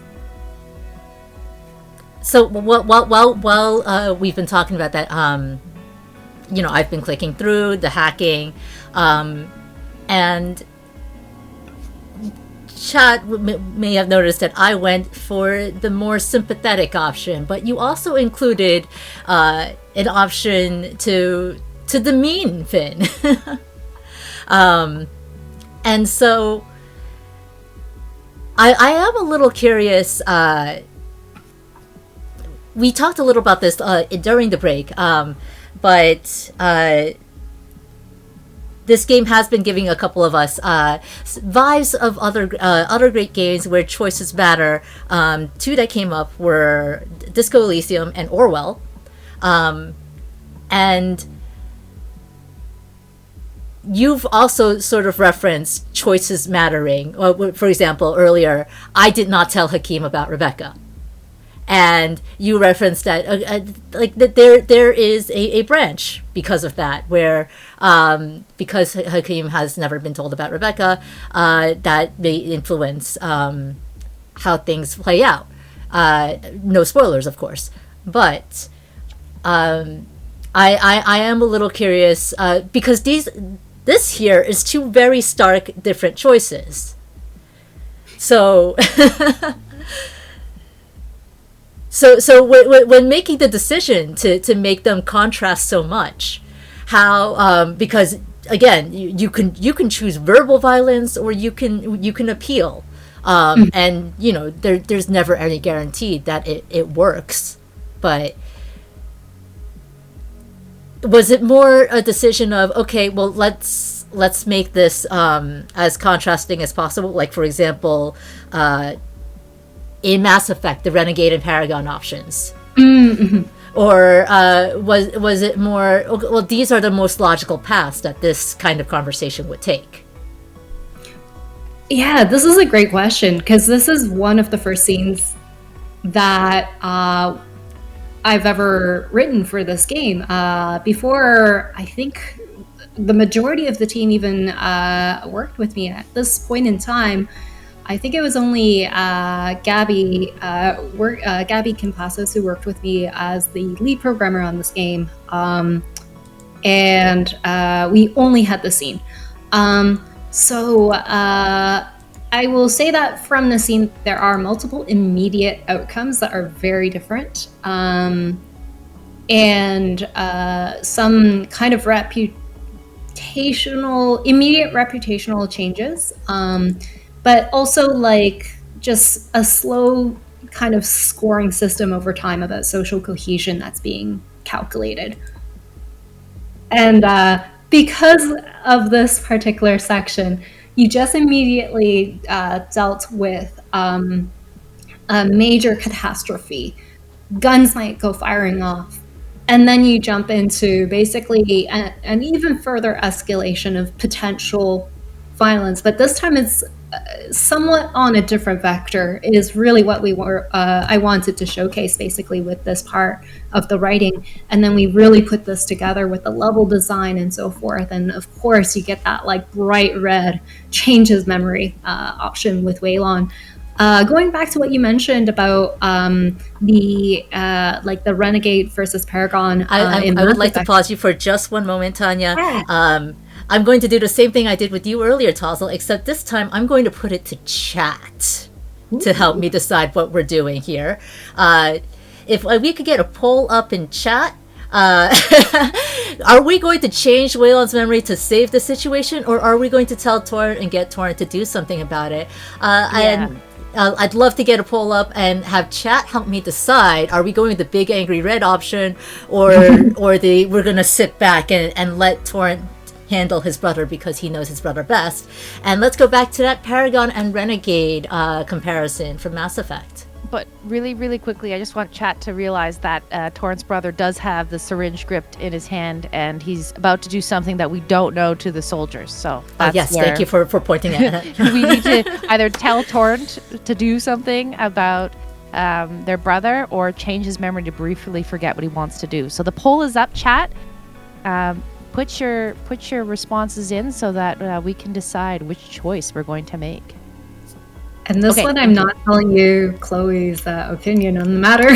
You don't have time.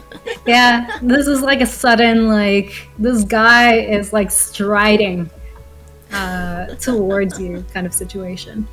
The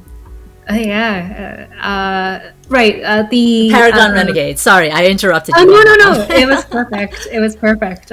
It was a perfect illustration of kind of the range of choices that Solace State offers. And in a way, I think like Mass Effect does something a little bit more universal, right?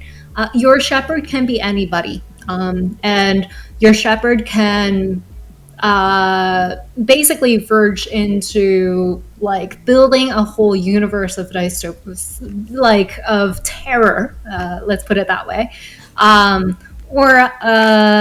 or just, well, okay, sorry, let me phrase it a different way. Chloe effectively wouldn't go in guns charging in the same way that Shepard might, right? So I think that's where I don't think we're as broad as something like Mass Effect, and that's something that in a way helps us kind of narrow our scope, and I think that really helps for us to be able to deliver meaningful choices, but still really kind of narrow it down. You're not role-playing anybody. You are role-playing more just Chloe, and she isn't going to wrestle maybe Finn's gun and then point it at Waylon, for example, even though that might be what Paragon Shepard might do. So, but that's not what Chloe would do. So we kind of limit it somewhat, but at least the choices that you're given will always branch and have that kind of like overall sense of like, oh, you'll see these characters again. They're going to show up again. Finn's going to show up again. Waylon's going to show up again. So you can tell by the level of detail that we put into designing them, kind of like comic books. I mean, the the text box is blocking Waylon right now, but I mean, when the characters really stand out, it's clear that they're important in the scene, and that's just another nice visual cue, along with like the highlighting of which character is speaking in a scene. That was something I noticed early on with Rebecca and Chloe, and it is part of the options where you can change the color of the highlight. I think I saw. Yes. But just simple visual cues that are intuitive. That's part of what I'm really enjoying about this presentation. Oh, thank you. And speaking of this presentation, it looks like chat has overwhelmingly voted to change his memory. So thank you for helping me make this terrible, difficult decision. There will be no consequences whatsoever, I'm sure.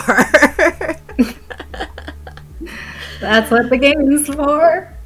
Oh, and briefly, I just want to mention it again, chat. If you are interested, Tanya has generously donated a key to this game, and we will be raffling off the key at the end of this showcase. So to get into that entry, exclamation point giveaway in chat, you could win and play through this game. Tell your own story. Yeah, maybe you didn't want to change his memory to like the two people who voted that way, and I'm sorry, but you have a chance to change history. But here we go. We're going to go interrupt that memory, and It's exciting. I was a little curious how the biohacking would work here, and it was this also one of the things that you spoke with. I'm sorry, the name is dropping. Dr. Ken, yeah. Dr. Ken about. For this one,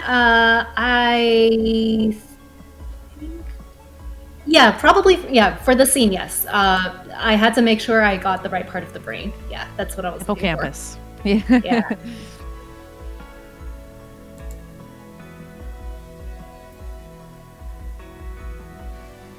Yeah. But this is the first time we've done anything with biohacking, and first time we've done anything with biohacking. I'm not speaking for Chloe here. Absolutely. But She's an old hand. but we're learning that it really takes a lot.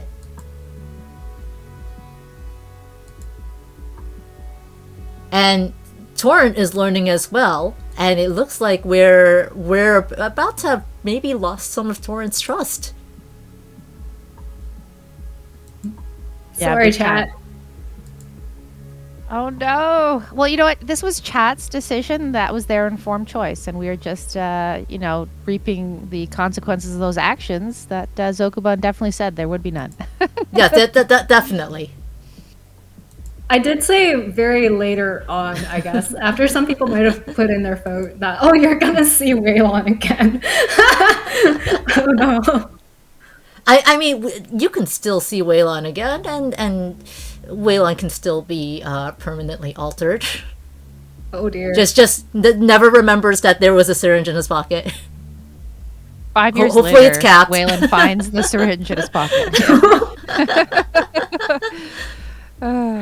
When did this get here? How did it survive the laundry? Oh.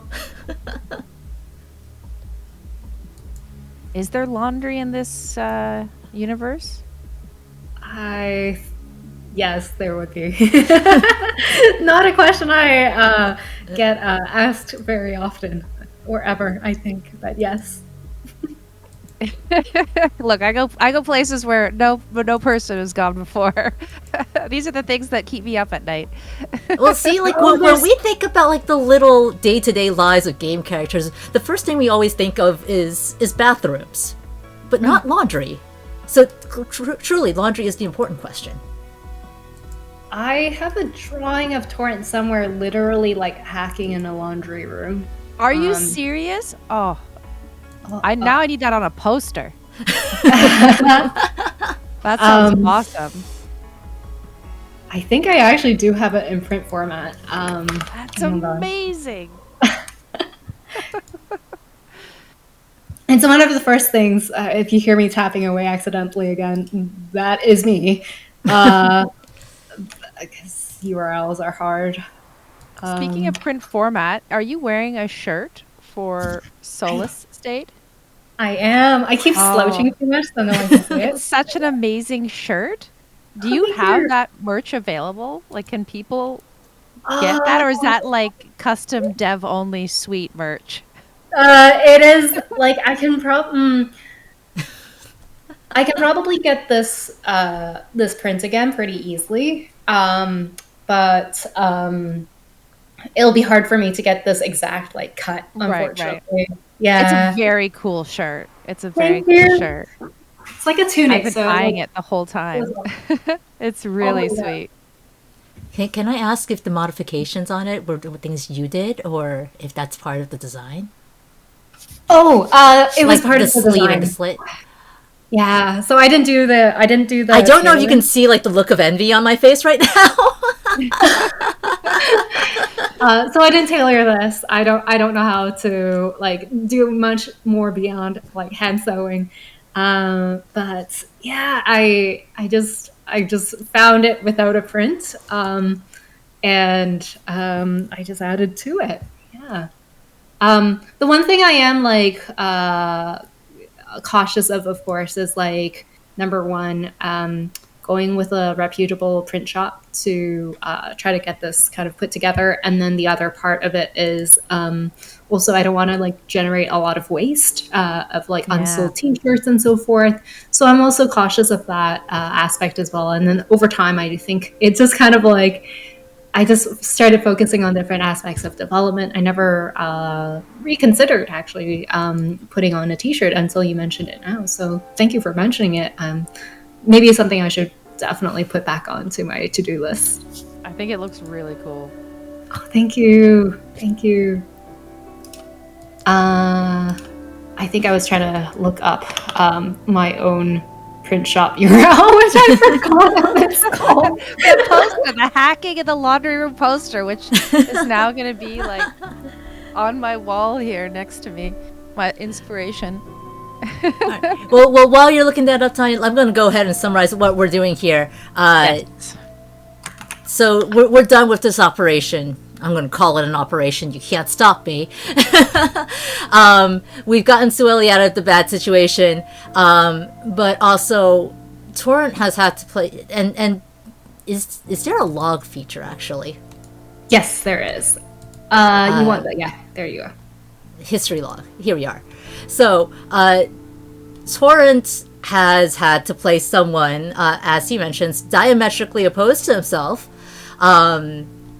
And so, let's go ahead and take a small moment, breathe, focus on our five senses, how we feel things, ground ourselves along with Torrent, because that's really important in, like, not just if you're pretending to be a cop, but just in general with all the stressors of life. And I think it's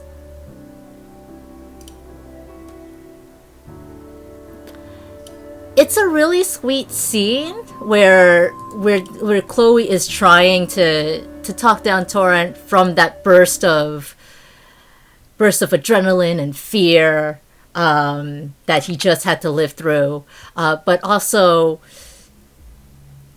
there is a little bit of disconnect in my brain, and that's why I wanted to focus on it, because they also just had a little bit of a fight, because she messed with his brother's head.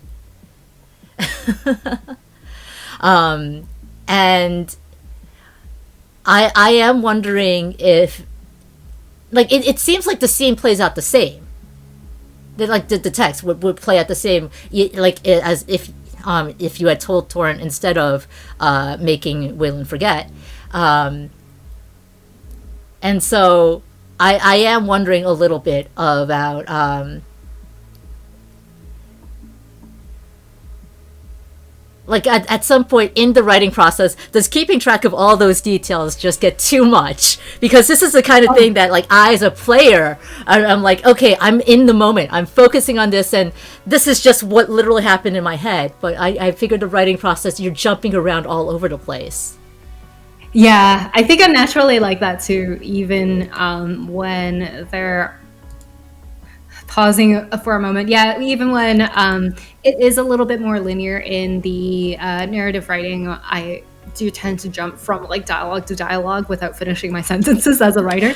But I also tend to write on like one document, which actually Sunny Evans, who's also a writer, but on this project has worked on more the narrative integration side. She's like, no, I have to write by nodes, right? Like, basically what node-based writing would be like if you have like an if-else structure, it'll go to a different like block of text, and you have to click on it to get inside of that block of text, so you don't get to see it all as like a scrolling page. So in my mind, at least for that particular scene, Chloe is going to offer basically anxiety reducing aids no matter what, because I think that's just the character that she is. But Torrent starts off actually having a slightly different response depending on the direction that you end up with Torrent and basically that Waylon showdown. Yeah, I'll let you maybe, if anyone wants to play that alternative route, they can. Yeah, in a way, I think I really wanted to emphasize that kind of moments of self-care, no matter what, both for the audience to realize, oh yeah, that was a big moment. It's okay to take breaks, and it's a little bit of that kind of philosophy behind this story as well. And because I think Chloe is a character who would mention it, even though she kind of comes in hot-headed sometimes, she kind of also comes back down and thinks, oh yeah, I gotta support some people too. So I went all over the place in answering that. Yeah, I think well, no, like we said, when we're writing, and clearly the way we think, because I'm the same, we just jump all over stream of consciousness. Yeah, absolutely. So I'm like, this is great. Stream of consciousness is my pace for sure. And sometimes it's just being able to color code things and oh yeah, bright orange means I have to come back to this section. That helps a lot, and it'll help me as I'm scrubbing through pages and pages of documents. So yeah. But well, chat, here it is, Waylon's back, and he knows what you did. That's right, you did this. You did this. It was you, chat. Yeah, Waylon is actually a team effort, which is very, very cool. I'm art directing, but two illustrators basically put Waylon's whole look together. I'm just looking at chat. Aiko, the blue says that. I love Waylon's design so much. The shirt/jacket combo, and basically. Seajor, Courtney Howlett did the face, the hair, the almost I want to call it mesh / pixel heart shirt, and oh, yeah, I was wondering because I got chainmail vibes from it. Yeah. So we wanted hard edge hearts basically. Actually, well, I looked at that. I'm like, yes, this is perfect. And also the pants and so forth as well. And then basically, I trying to remember the timeline here. Riley then added a jacket for Waylon as well. So that was really cool. That combination of working together. Wanted him to look really kind of buff, like the bigger brother, literally. The older brother, bigger brother. He's one of the taller characters in the game. And he's the real hothead, actually. I don't know why I said hothead when it comes to, considering they were on the screen at the same time. Between Chloe and Waylon, I think he's the more hot-headed one. Yay. So, yeah. That does link me to another question, because Chloe did not have family in where she grew up. But Waylon makes it clear that he's used to this because he grew up with Torrent. And that's why he could instantly identify, okay, I kind of hackers around, and they did something to me. Yeah. Again, I am kind of setting almost that contrast between Torrent and Chloe. And Chloe's actions having consequences because she's never grown up with someone close by her, except for Rebecca. Rebecca would probably clock. If the situation were reversed, I think Rebecca would clock if an Icona hacker was around Chloe. And here we are actually meeting Sueli. Yes. I'm excited for this character. I do want to ask a little about the design because, like, everyone else we've met has had, and you know, like, this may be personal bias going here, but everyone else has had like very, very cool darker color spectrum designs. Sueli, like that seafoam pale green, that's still a cool color, but because it's lighter, like it was that intentional to emphasize like she's clearly like a calming character. Yeah. Oh, I wasn't reading everything on screen, so I don't. I think it mentions like her comprehension. We've got the log. Ah, perfect. Yeah, like because right. Okay, perfect. Right there. Health services. Yeah. When Siege and I were working on Swaley's design, and again, I'm more on the art direction side and not the illustration side. I basically said like, this is someone who's really well established, fashionable, definitely queer, but not like oh like should seem like basically someone who is already very comfortable in their queerness. And we wanted something where it really shows that she is more established as someone in the community center. And I think where we're going with more calm colors for her as well, basically. I really like the mint green. And I mean, for me, looking at the tie on her pants, it reminds me of the ties on Scrubs. From my scrub wearing days. And she works in healthcare, so. Yes. We also did want to show like a little bit of youthfulness and fun. Like she's not all work all well. That's gonna come out a little later. Like kind of aspects of her outfit. You know, she has a little bit more beyond just, oh, this is her career. So that's why we wanted to demonstrate. Hopefully I'm not giving away too much. I keep kind of biting backwards. And I'm like, am I telling too much? Teasers. Exactly. to get us more interested. Yeah. And we've seen negative uses of the biohacking so far. But it looks like here Chloe knows that there's also positive uses for it. And admittedly, this isn't something I had considered, even though it's natural. Obviously, anything you can do bad with, you can also probably do good with. But because we started off with it framed in that negative light, and of course, you know, the big red angry brain when you make those choices, I've been primed to think, okay, biohacking at all bad. And so this scene here is like it seems like it's both redeeming her in Waylon's eyes, but also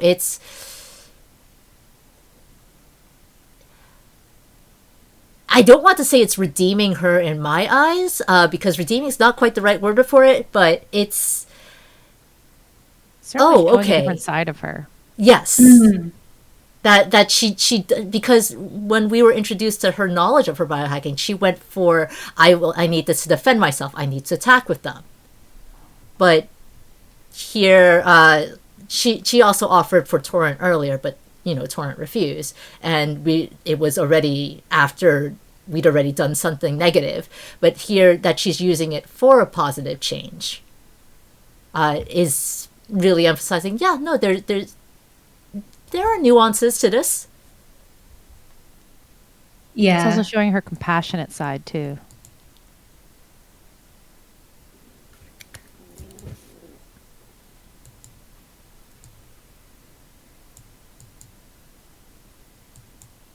Ooh, now we're talking about film again.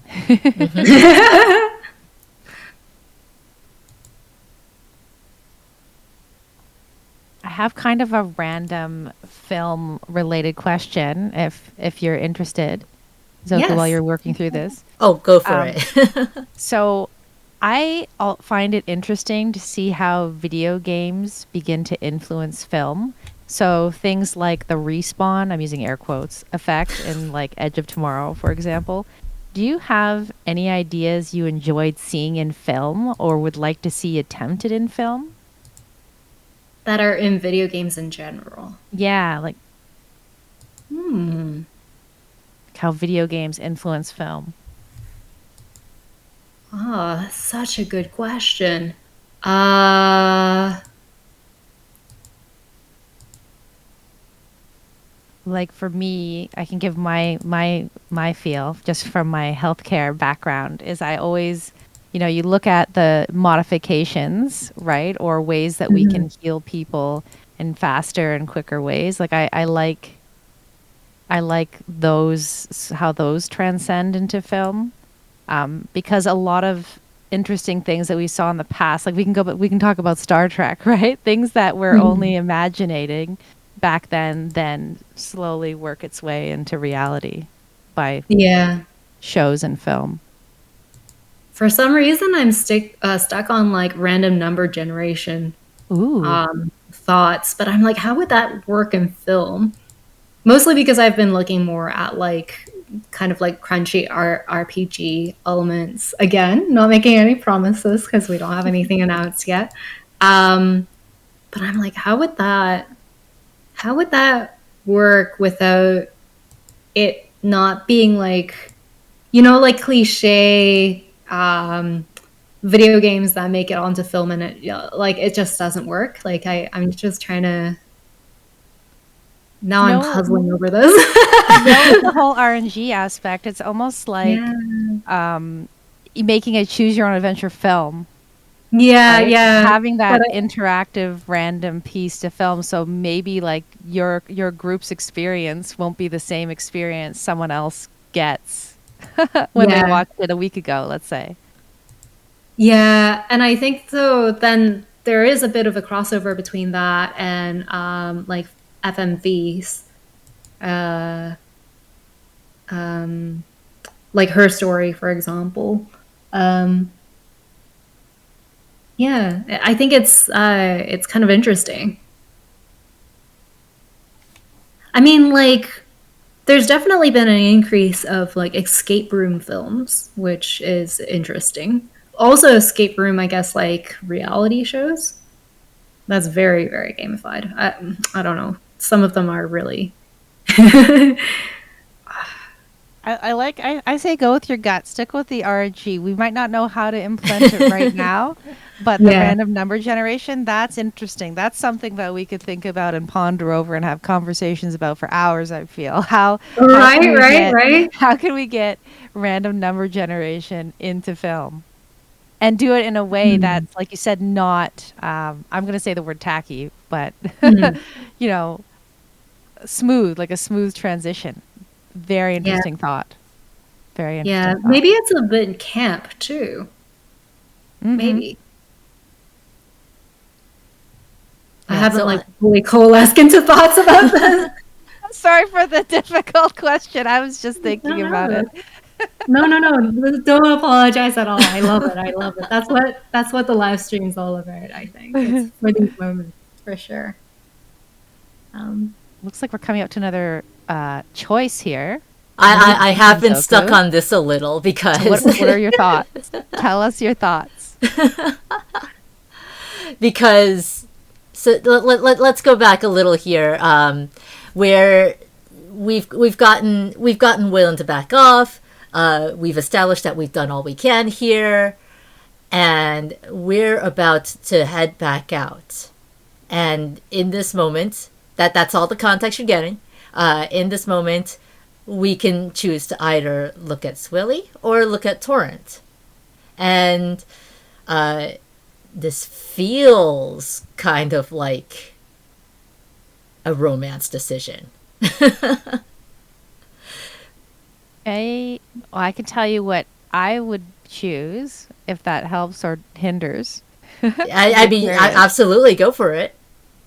I think because Sueli is new and you're still wanting to learn more about Sueli, like that's your internal monologue. Like you had some connection with Torrent. Sueli is new. You've rescued Sueli. And you kind of want to get the feel of what she's all about. I think my eyes would be drawn to Sueli. So that's interesting because, well, first off, my eyes were drawn to Waylon, who is not an option here.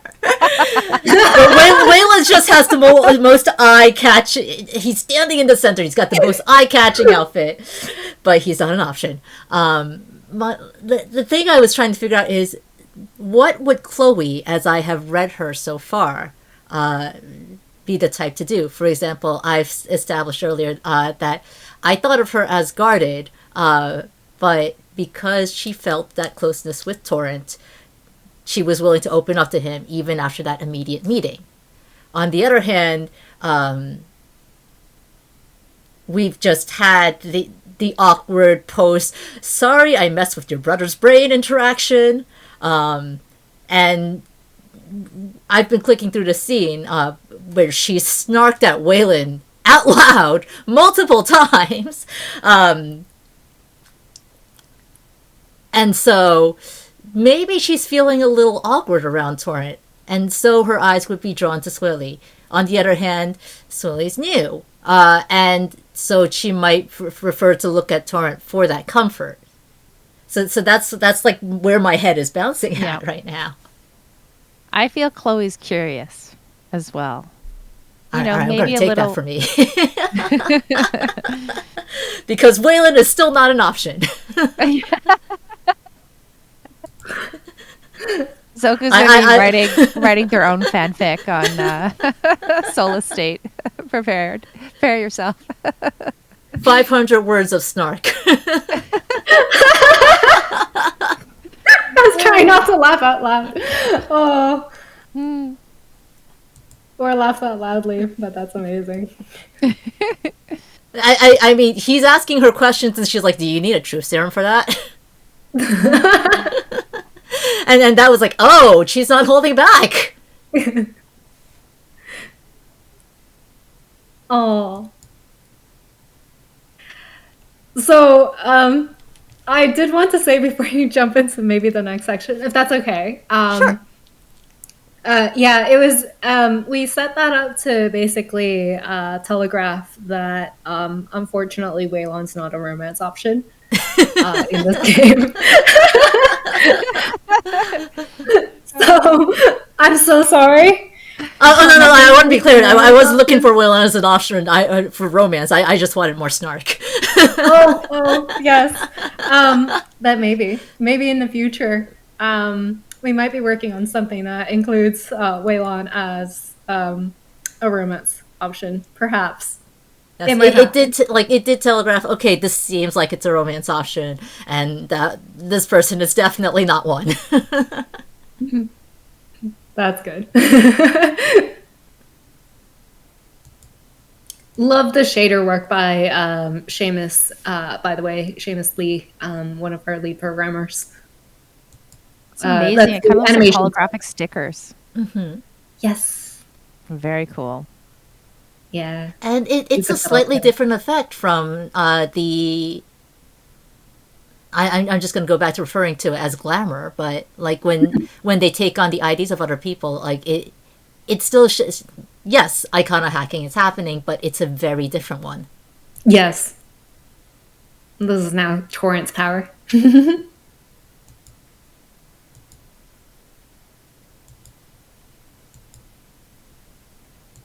And it seems like we're about to get into something darker because we've got blood. Mm-hmm. Yeah, content warning for that for sure. So out of curiosity, was like an abandoned power plant just like a convenient setting? Is urban exploration something that... Ooh. I don't think this goes into spoiler territory because it's like basically things that we didn't end up being able to write in terms of like extent detail. Um, but effectively, this area of Circon Hill is like it has some abandoned buildings. It's kind of like underutilized space. It's on kind of rocky soil. Things don't grow well there. And then on the other side, behind like the community center, there's like a park, and then beyond the park, there is like basically a forest, and it's very cliffy and rocky. It's just like things are not easily buildable there, and that's why it's like a little bit further kind of separated from the rest of the city. And because there is abandoned like power plants that just don't do well locationally for whatever reason and got abandoned, it is like just further. It just doesn't have good access with the rest of the city. So there is that kind of income disparity with. Oh, sorry, did I say Circon Hill? Yeah. Just in terms of like that Circon Hill area, it does have that income disparity. I did say the right neighborhood. Yes, I thought I said you did say Circon Hill. Okay, perfect. Yeah. So that's So like the choice wasn't because okay this would look cool, but like there's a logical reasoning behind it. I definitely wanted a location where it showed basically that this area is in basically a financial downturn, and also just things are just not working well in this neighborhood. And buildings are becoming underutilized or abandoned, but people are still trying their best. So like factories have moved out and things like that. Yeah, so maybe I'll stop talking about this part. Here's your content warning for blood once again, and here's your content warning for Rebecca. Oh my goodness.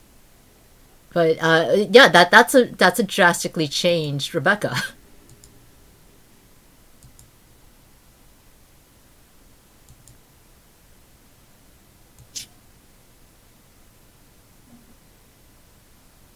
And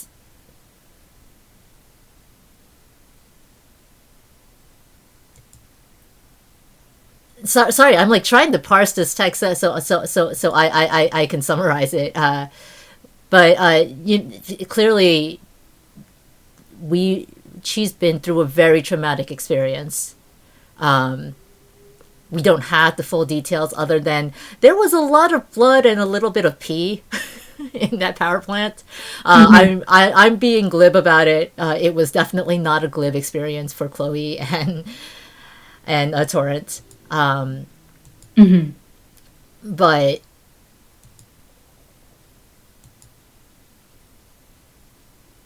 it really does feel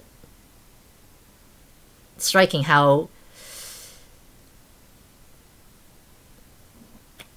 we talked a little about how Rebecca is kind of like a mother figure as well to Chloe. And so like the emphasis in this scene on how this is not the Rebecca I knew, this is not the Rebecca I grew up with, is also like really speaking to me in the sense that it's easy to assume things stay the same in our heads. And I wanted to ask if that kind of thing is a little hard to write, because that can be more emotional.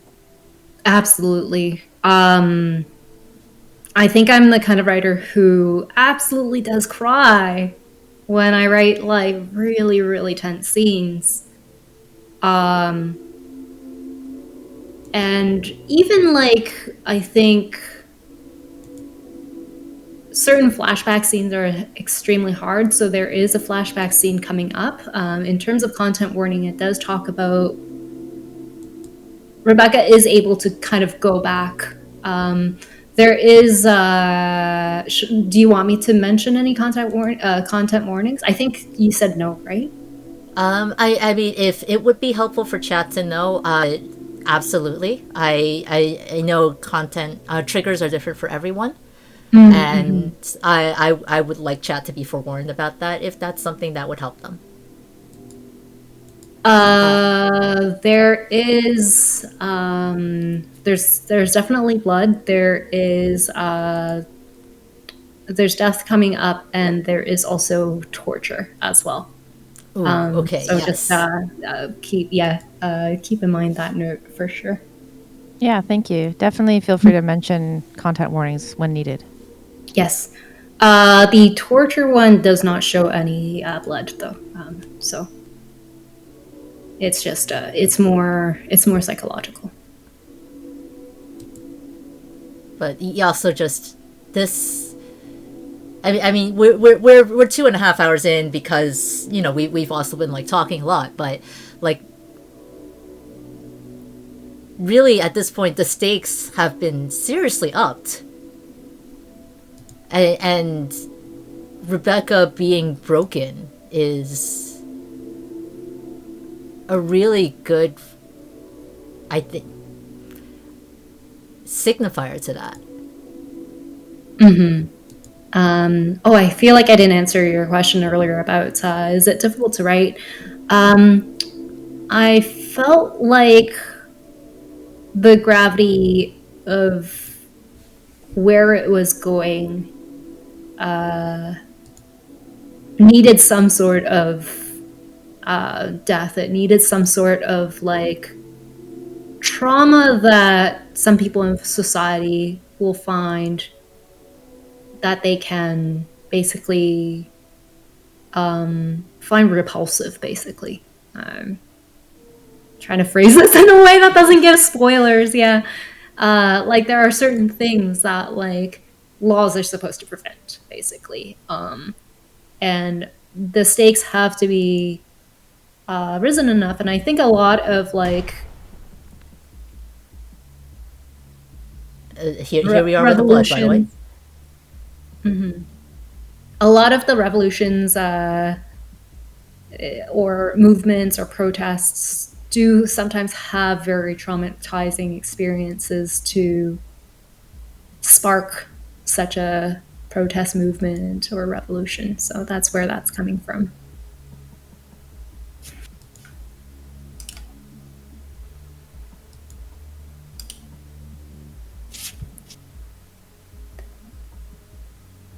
That's the extent of the blood, by the way. Just wanted to mention. Hopefully that helps. I also just want because this is a very different dialogue box than we've seen before. I was just noting that too. Yeah, and like we've had the thought bubbles in that little purple with the little curled edges, rounded edges. So I really like that. Like as compared to say using a parentheses to signify this is a thought, and not spoken out loud. Like I like that in I'm processing the game as I'm trying to talk, but I do like how there are all these visual cues to emphasize the different parts to help aid in the storytelling. Mm-hmm. Yeah, absolutely. It helps like influence how you're interpreting what's happening. Mm-hmm. In just in a visual way without seeing what's happening, which is really interesting.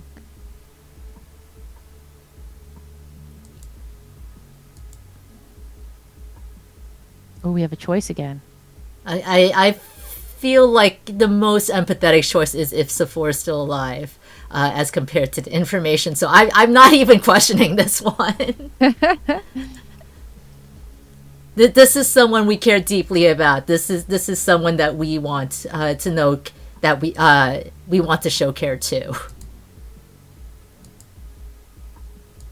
But we talked about the music a little before as well.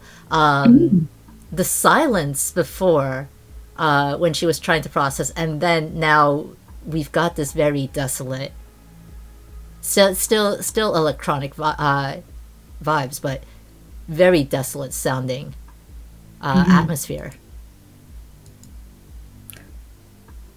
Can you actually hear it on stream? I'm not sure if I'm hearing it on the Discord right now, actually. Or, sorry, on our side, on the back end. I may not have been sharing the I can audio. hear it. I just had to, for this particular scene, I had to turn the volume It is up a little on quieter in Discord, this but scene, yeah, Oh, but it's there. it's me. It's my end. Sorry. no, It's always good great. to check. I really am enjoying the music throughout. Glad. Thank you. I'll pass on the lovely words to Lex.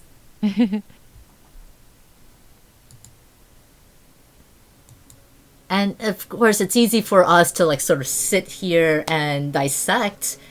It feels really bad to say dissect, but sit here and dissect like the individual elements as we're experiencing them.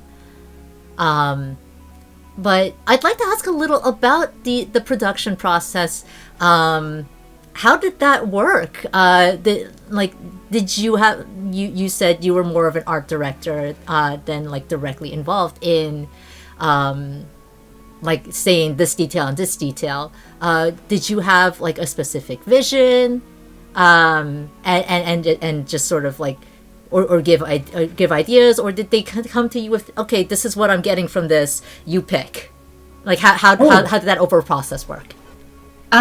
So it's actually quite a number of things going on, usually in the course of like 1 or 2 weeks. So sometimes some teammates will actually have a balance of multiple clients that they're working with. So like other art projects on at least the side of the character art stuff. So maybe I'll start off talking about the character art side first. I will be effectively writing the narrative script, and also just giving parts of the script as well as it comes up, like especially the most polished parts, summarizing other parts of it, and basically showing that to the lead character artists, Riley and Siege. And I'll also compile like documents of like, okay, so here are some of the, we call them art documents, like some of the influences of fashion that I'm thinking of. Maybe, for example, when I mentioned Rebecca, the more military-inspired outfits. Sorry, I'm going to pause right here because this is the torture scene that I was talking about in terms of content warning. I messed up. There is minimal blood in the scene as well, but not like big splashes. There's also coming up, hope you don't mind the minor spoiler, but there might be a gun being shown on screen as well. Always good to know. Yes. One quick question that I'd wanted to ask earlier, and it slipped my mind because, you know, stream of consciousness. Does the star indicate that this is story progression, or? Ooh, good question. So the exclamation mark is, of course, you haven't read it yet. The star is more a longer form. So if you click on it, it's like the one that shows Chloe's thoughts.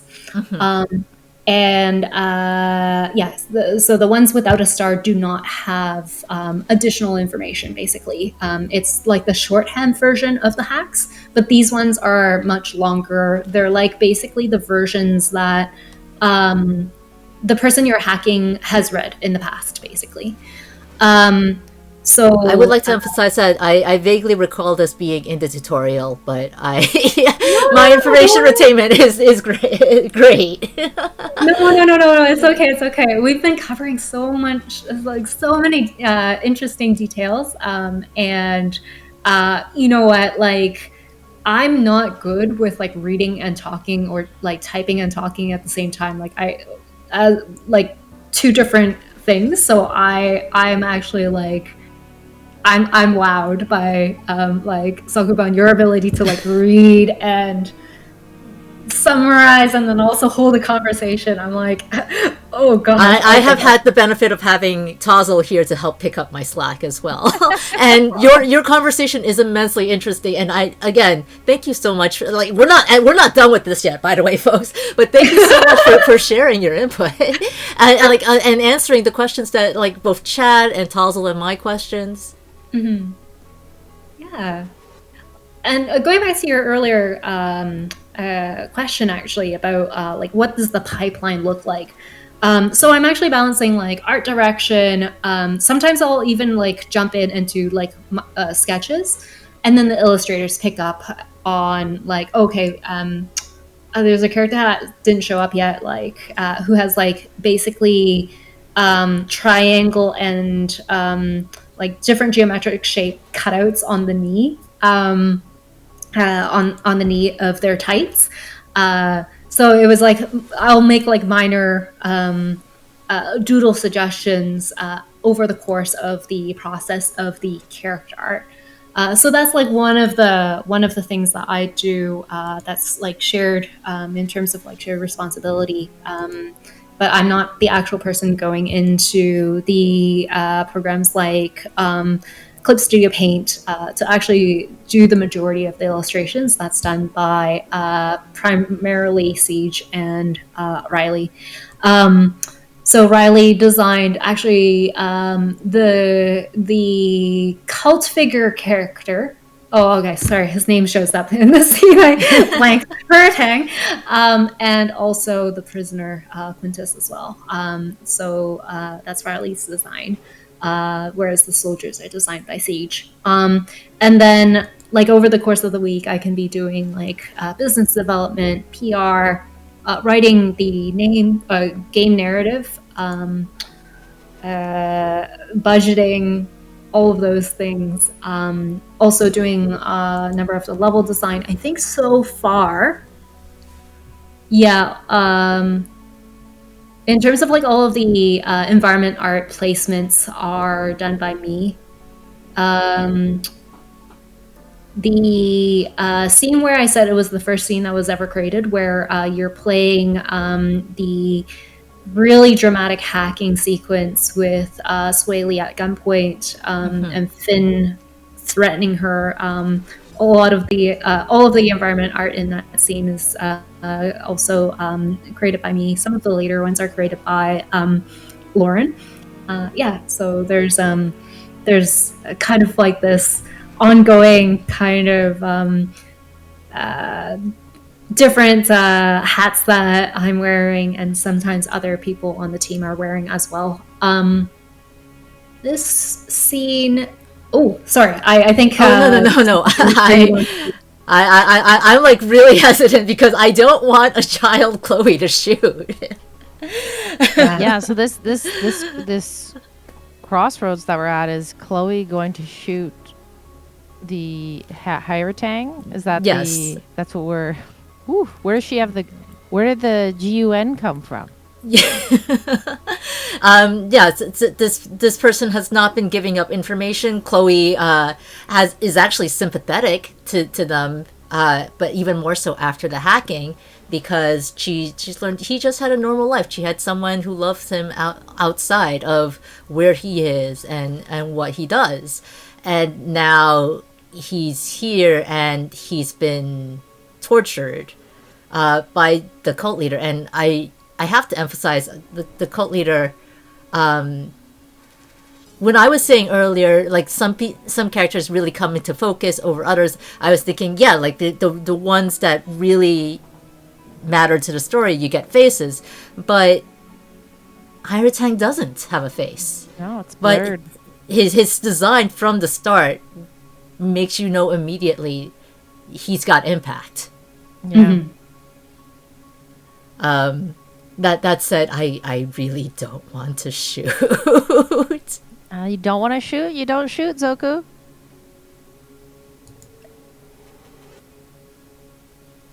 But this, like, we've clearly gone back into the past. Chloe is remembering memories she doesn't want to remember as a result of watching Rebecca suffer. She was brought here by Hieratang and already knows that sleep deprivation chambers were mentioned. Just throwing that out there. So, like, she knows this is not a good thing. Mm-hmm. And she's 22 now. She escaped this place at like 6 years ago. And so, like, what that does is like really has been really sinking into me during this scene.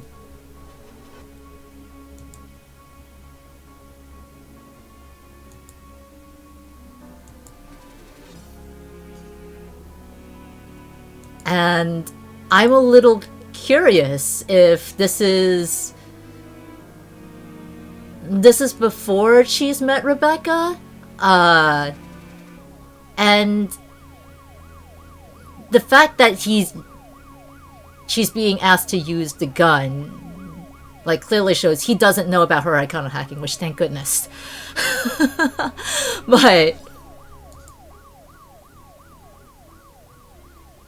But it makes Chloe's role in the place where she grew up seem a little more important than we were initially led to believe.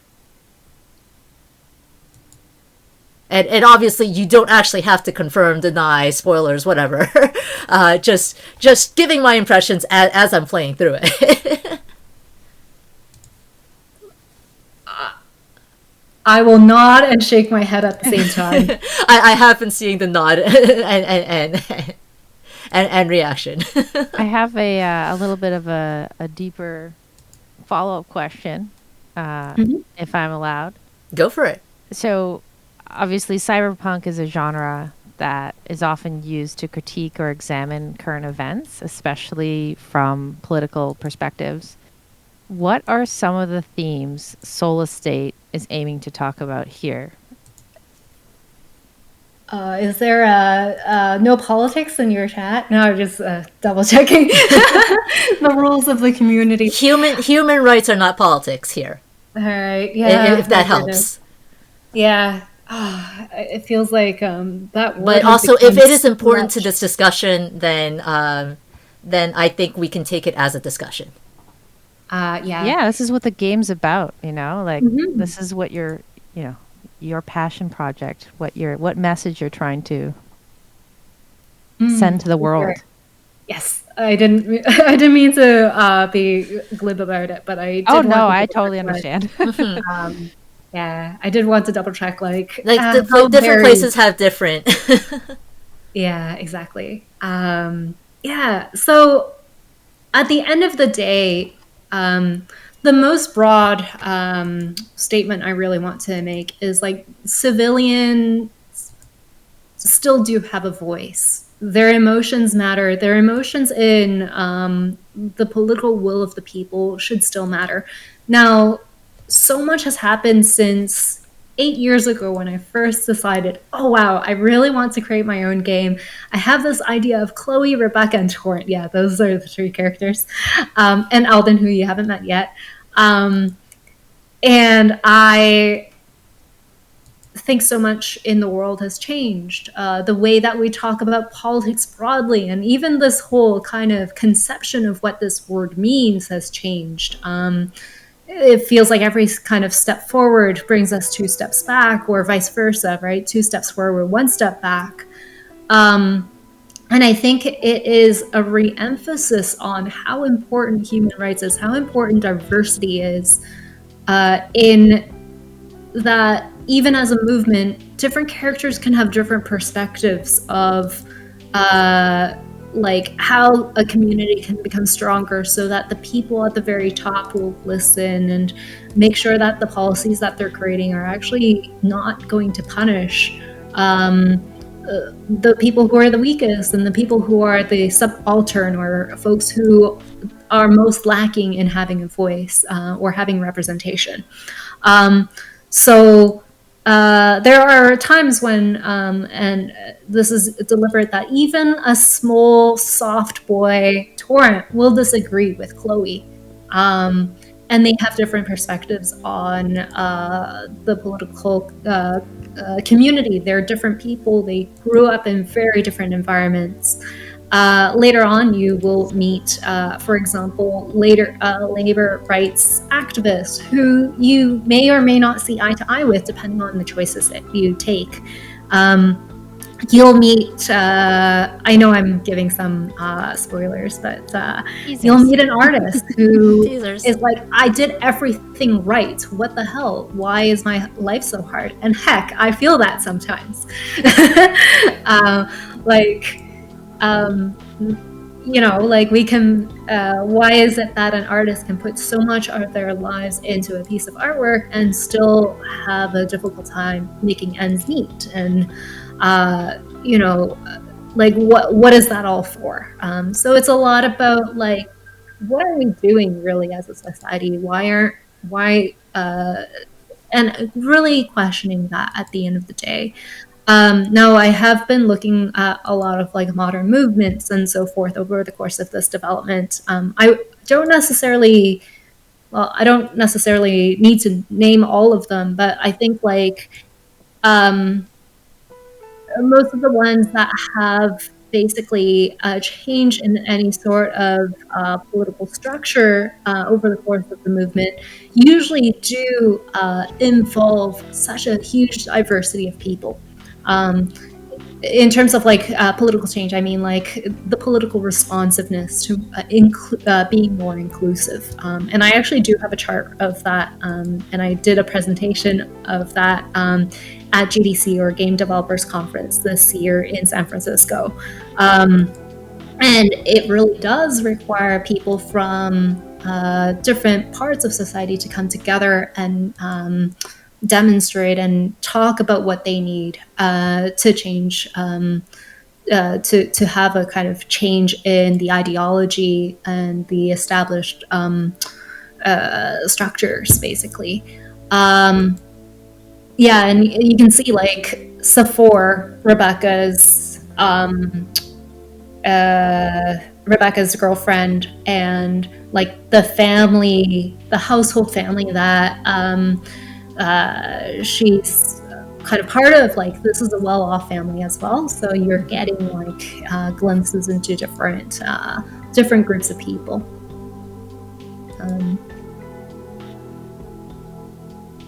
Yeah, that was amazing. That was a very passionate and inspirational answer to that question. So thank you. Thank you for sharing that. It's, a very important message, and you can feel the energy, and I use the word passion again, but passion in your voice when you're speaking. So thank you.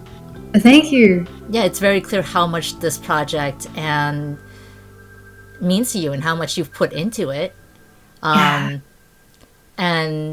if you want to take the lead on what I'm setting up for you, Tazel. What are you saying? Well, I wanted to ask, how do you feel looking back on it?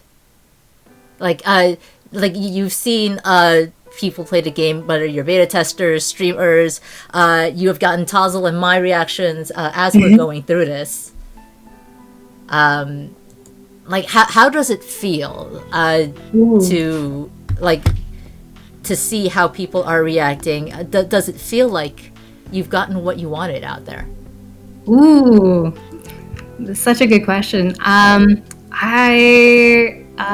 think I gotta continue reaching out to more amazing live streamers. I think I always feel like I get such great energy back from people who basically get it. It's so great to see. I think one of the early streamers basically gave me a different kind of view onto my own game as well. So I think that's where that kind of like, I think that's what I hoped for, really, more than anything else. It's just like someone taking a different reading, like what you said earlier, zokubun, about like the car. I thought that was incredible, because like I never thought of it from the context of like this game at all. And like the discussion of like, oh, what if I look at Leylon? And I was like, oh my gosh, yeah, I didn't think of that. So it's very cool. I feel like I'm constantly learning as a game developer. I think there's also like a journalist who wrote about one part of a storyline that you haven't seen yet, but I'll tease it. It's basically about a politician, and she talks like this, and she has her own like very clear erudition, and she's not ashamed of it whatsoever. She speaks in like riddles all of the time, and like the journalist mentioned, like his hackles just went up like at reading this. I think the journalist is from Big Boss Battles, and I'm like, yes, I'm so glad. Like, I'm so glad that you have had this reading of this character, basically, of this politician. I'm very curious about this character now, I'm not gonna lie. I'm glad. And of course, like, I just gotta point out, I love the fancy outfits that the characters have. I feel like I can say this because, like, I wasn't the illustrator, but Steve created beautiful artwork of Shalene. So I wanted to point that out. No, it really establishes these two are in a different class. Yeah. Power couple. It's amazing. Like, you can see here with the work that was done is these are totally outfits that I could see people wanting to cosplay and wear, because you would know who the character was too, right? Like, they're distinctive. They're like you said, they play into their class, but also there's a chicness about them, and they're just so well thought out and put together that, oh yeah, definitely would be down for a cosplay. Oh, I'll definitely pass on the compliments to Courtney or Siege. I mean, I just want Rebecca's coat for myself, never mind cosplay. Yeah, just wear it every day. That's cosplay, right? I actually did manage to snag like a jacket that has a similar cut as Chloe's, but it doesn't have that stiff collar. It is purple, but it's not orange on the inside. Yeah. But I guess, like, going back to your earlier question about, like, what did you hope to get out of it? I guess I think one thing is that, admittedly, I do struggle and did struggle even more with, like, the whole wish list conversion rate, right? I think marketing is very difficult insofar as, like, I think I did drop the ball in the final year of launch, which is actually the year I shouldn't drop the ball on marketing. So 2023, I was just pretty much all hands on deck with development. I was doing so much game testing, actually, and looking at rewrites and editing at that time. Most of the script was in. One thing I did add was a little bit of, like, it was something where I think I had a bit of, like, oh, I really want this for myself, and it was basically extending Swaley's romance branches. Basically, she does have the most romance branches available for her, in a way-ish. If I talk about this any further, it will get into spoiler territory, but in a way, it's also because, like, yeah, the third romance character that you'll meet, and I don't know if you have. Oh, okay, yeah. Have you seen Alden? Has been mentioned. Yeah, my ex. There you go. You have or at least Chloe as a character has had a rapport with Alden.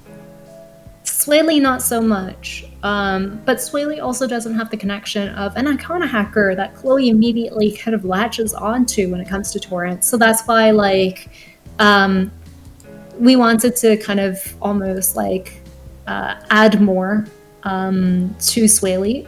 And also her writing came together a little bit more slowly for me because these characters existed in my head for a longer period of time. So, but yeah, we wanted basically all of the three characters to have their own arcs, to have their own personality. Like, even if, like, Chloe basically never took an airplane for whatever reason, she just never showed up in this game, these characters will actually still continue to have their own lives, in a way.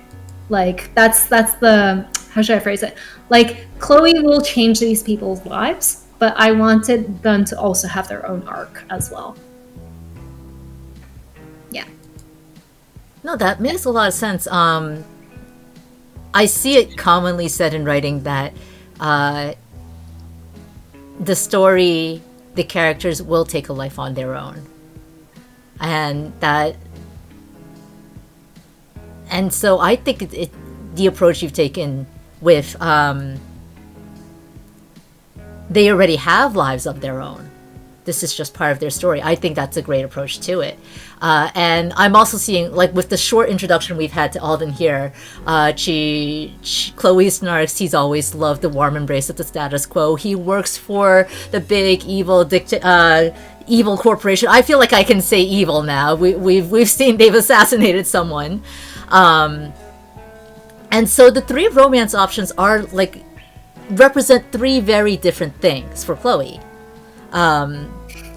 Was that also, since you mentioned Sueli came in later into the process, like, was that an intentional choice? New but comfortable Torrent, old but diametrically opposed Alden, and then Sueli just completely new. And how did you come to that process? Yeah, I think just having Torrens and Alden, number one, didn't feel complete. And I guess, like, I'm going to throw in a little context here, if that helps with the answer. I'm a big fan of Japanese dating sims, the Tokimeki Memorial series, where each romance option fits into a defined niche. You've got the sporty one, the art one, the all-star, the science-y one, and so on and so forth. So that's where I'm coming at with this question. Like, if the niches are intentional, because people will tend to lean towards specific niches. Yeah, I think I was approaching it a little bit from the direction first of well, I think it was actually almost at the same time. It was like, number one, what does the movement need?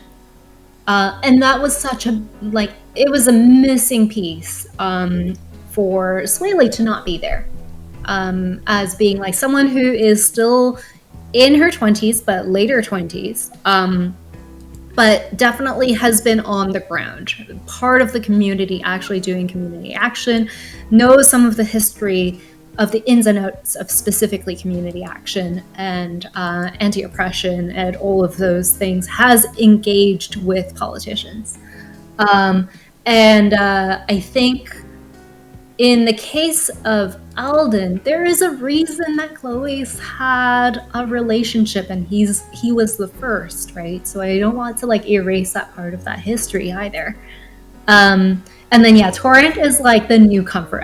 There's no better way of describing it, and you got it perfectly. He is that kind of like, wow, I didn't realize the relationship can be that comfortable kind of vibe. I feel like that's like the best line for you to pause on too as I'm talking about Torrent. And hold on, did I accidentally? Sorry, this is a huge game dev, like, oh no moment. Did I accidentally delete some flowers from this scene? There was supposed to be flowers in the corner. Anyways. Chat, do your best to imagine the wildflowers from the very beginning here. Yeah. I don't think they're native to this region, because it was specifically emphasized that they were native to that region, but do your best. We believe in you. Amazing. Yeah, so, sorry, I feel like I didn't answer your question very well. But it is a mix of, like, okay, personality types in terms of relationships, but also personality types in terms of their own lives in a movement. And I feel like I'm constantly, like, balancing the two of, like, oh, this is not just a romance dating sim. It is also about people coming together to build a community. It's about the activism as well. And I feel like, actually, this is probably my biggest marketing regret. I didn't emphasize that that activism portion enough. Like, these are hackers or activists who are coming together. You're like, that part as much, like the community building portion. Like, I talk about it on live stream, but I don't do it in a Twitch or my goodness, I don't do it in a tweet, right? Like, things like that prior to launch. And I think that's where, like, it is difficult to present it to more people. So people are like, what is this?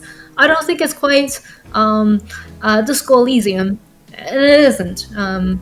And it's not Orwell either. And I love Orwell, by the way. I think we talked about this backstage, but I didn't actually end up saying it. Oh my gosh, Orwell is just incredible. And I think from that game, I actually did learn a lot about like branching and how important it is to make sure that the writing really emphasizes that, hey, your choices actually do really matter in this game. Great example of that because it really showcases what a strong game it is. And I mean, like, the amount of fans they have reflect that, and you know, they're cool. They're very cool people behind that game. Yeah, so this is a slightly toxic thing to do to your ex. Don't do this. Oh, what are our choices going to be here? I'm so curious. Well, let's click into that real quick because we finally met. We've been saying there are 3 romance options, and we've met our third. And part of the reason why I brought up that question is also to tie into how you were mentioning Swilly and Torrent represent different ways of belonging to the community to Chloe, who does not belong. And Alden has it also belongs to the community, but very, very different way. And so, like, presenting them as romance options is like, well, if you're looking for, to me, it's reading as if you're looking for belonging, then how do you want to belong? Yes. Is how I've been reading that. I do want to point out that we are coming up on the 3-hour mark, but I'm also really curious about our options. So let's go ahead and take a look at that and before we round out the showcase. Yeah, if you want to see what you what the results of your hacking are, you gotta play the game! ! Giveaway, I believe. If you want to tell us a little more about that while I'm scrolling through this. Yeah, so Tanya has generously donated a game key for Solace State. So if you still have time to get entered into that raffle, all you have to do is type !giveaway in chat. But if you don't, if you do not win, there are other ways to get access to this game. Tanya, do you want to tell us a little bit more about how people can get your game if they're interested, and if there are any sales or other things coming up? Sounds great. Yes, so unfortunately we don't have a sale going on right now. The last sale was like basically May 15th, May 16th, and basically Steam won't let us have another sale that quickly. But you can get the game on Steam for PC, and you can also get the game on Xbox. Now, of course, because it is Pride Month, I am going to put the sale or the game on sale on both platforms within this month. Unfortunately, I can't say that much more than that in terms of when the game will be going on sale. Again, not my rules, but they will be going on sale, and the best way to know when they're going on sale would be to wishlist. But best of luck if anyone wants this game for the upcoming giveaway as well. But if you want to wait for the sale, it's also going to be happening soon. Yes. Yeah, that's soon-ish. awesome. So as Tanya says, wishlist the game so that you can find out when the upcoming sales are. Thank you. We can absolutely get a mod to drop a link for that in chat as well. Sure. That'd be great. I'll send the link. Yes? Whoa, crime was very fast. Oh, wow. There's the Steam link is now in chat for those of you who are interested. I don't have the place, sorry. And we'll also get that Xbox link up in chat because I mean we've had a fantastic discussion. We've had some fun 3 hours poking through this game, but if you're okay with my impressions, I'm looking forward to playing more of this, off stream. I've loved what the exploration so far. Being able to talk with you about your intentions and the theming has been not eye-opening, but more I can appreciate the characters in a different light. You know, as compared to, well, my eyes went to Waylon, but that's not an option.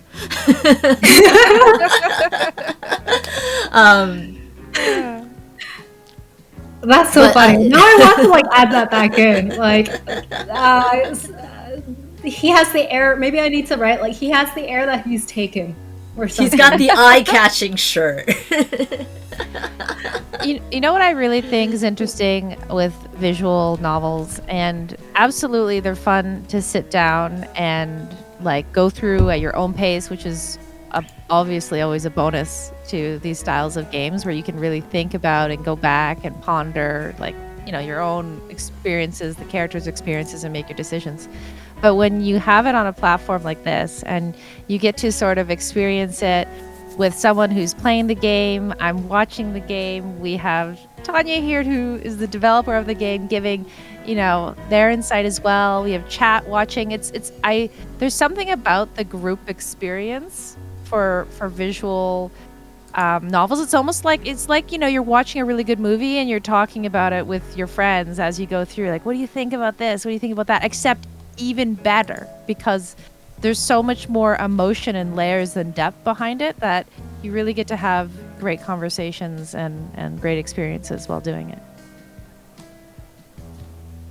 Yes. And actually, since you're on this, I'm gonna switch back to what zokubun, what you have on screen right now, if you don't mind, Toggle. Sorry. Oh no, absolutely. I am focusing on this for a reason. I'm waiting to get back to this. Yeah, wow, you got the hidden. This is one of the last non-swaley like parts that I added to the game because I wanted to give you an out to not hack Alden, and I was just like, you know what, that's right. Like, you're curious about this guy, but you're gonna let it go. And you found the hidden option, so yes. I haven't actually seen anyone hit this on stream before, so I got very excited. Oh, okay. That's awesome. Way to go, yeah, that is. I am a very indecisive person, so I like seeing all my options before I make a selection. But it feels like it's very easy to just sort of like, okay, well, I guess we've seen this, and so we'll click this right away. But I'm glad I hit on this because I came back to this. I wanted to ask, who wrote this line? I'm sorry. and how painful was it to write? Do you want the lie or the truth? Whatever you want to get. Is it going to count against me if I say that it wasn't that hard to write at all? Because this level of cringe just comes naturally. Then that is a power level I envy. If you see cringe lines, just assume it's from me. Oh no, that is like some maniacal chaos that I sincerely admire you for. Not just for, you know, this whole game, but also cringe. Cringe is a power that I think we need to appreciate more in this world. This is a level of cringe that I feel like I thought you were gonna hit quit from the cringe, but no, I did want to get back to the main menu. This game does have autosave, so I feel like there's not going to be too much of a loss if I do from here. Because as we round out this showcase, I wanted to replay that the credit sequence one more time because, you know, as you've been talking about this entire time, this really is a team effort. So I wanted to have that there. Oh, thank you. I appreciate that so much. And I'm sure the team appreciates that so much as well.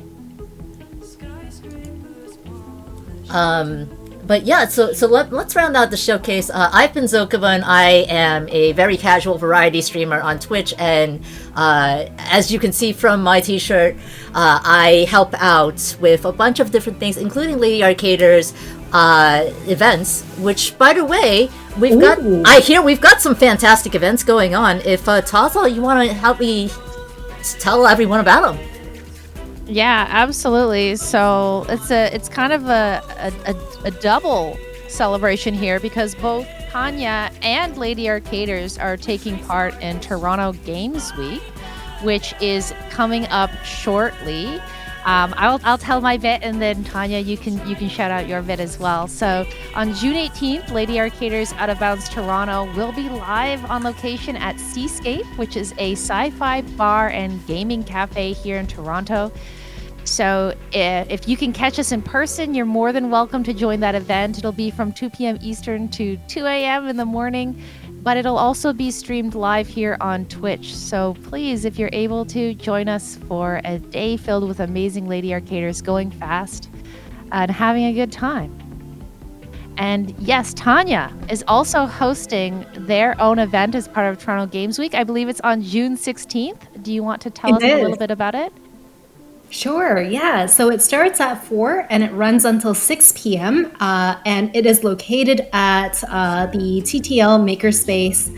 And it's called Writing a New World. So I will be running a workshop about writing. It's actually going to be a mix of different things. It will start off with like some of the branch writing aspects and frameworks that I've looked at. It will talk about scoping and also scoping estimations for how this game might scope out.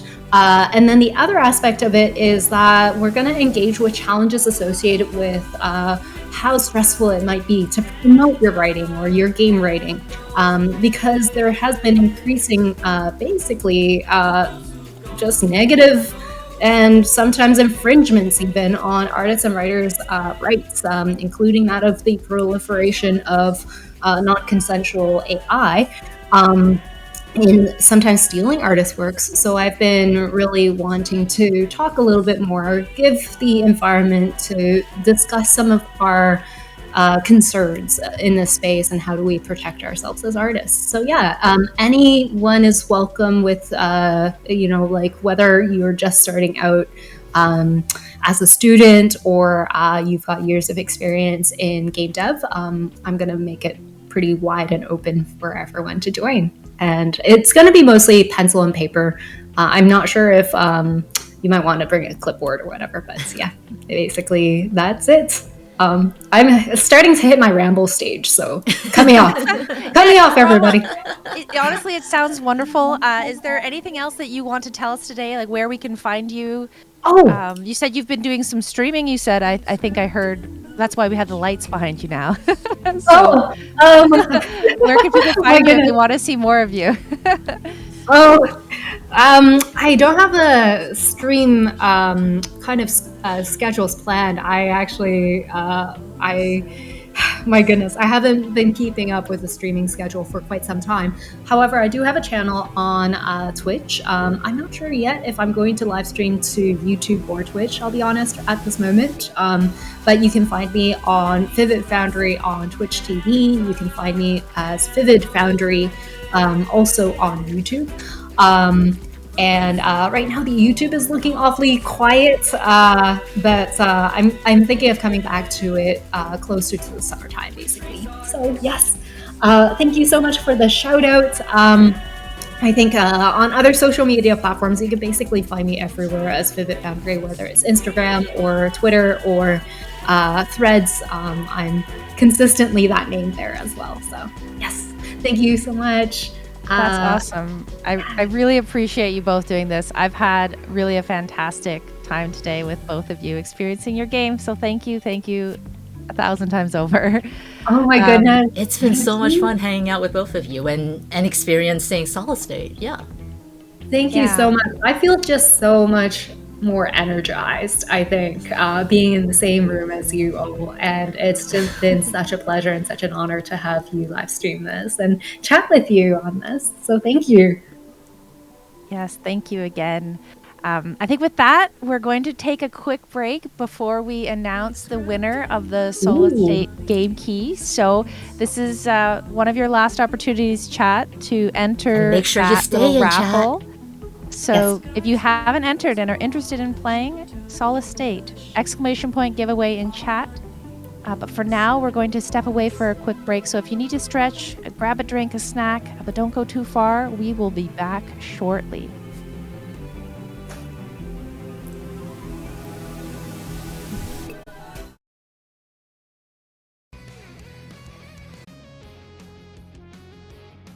Hello, everyone. Thank you so much for joining us this afternoon. I had a wonderful time experiencing this game and chatting with you all. It went by so fast, as these things tend to do. There are a few things I'd like to mention and do before we sign off for today. Firstly, we are going to announce the winner of the game key. So, without further ado, we are going to, that should just pop up in chat. I know there's a little bit of a delay, so you might not get it right away, but any moment now, we are going to find out who the winner of the Solace State game key is. Ah, there it is. Hello. It looks like Kagaku Shah has won the giveaway. That's awesome. GG's Kagaku. I know Metroid Crime will be reaching out to you with the key. Secondly, I just wanted to reiterate our amazing events and showcases that are going to be happening as part of Toronto Games Week. Again, one last time with you all. On June 18th, Lady Arcaders Out of Bounds Toronto will be live at Seascape, which is a very cool sci-fi bar and gaming cafe here in Toronto. If you can't catch us in person, the event will also be streamed live here on Twitch.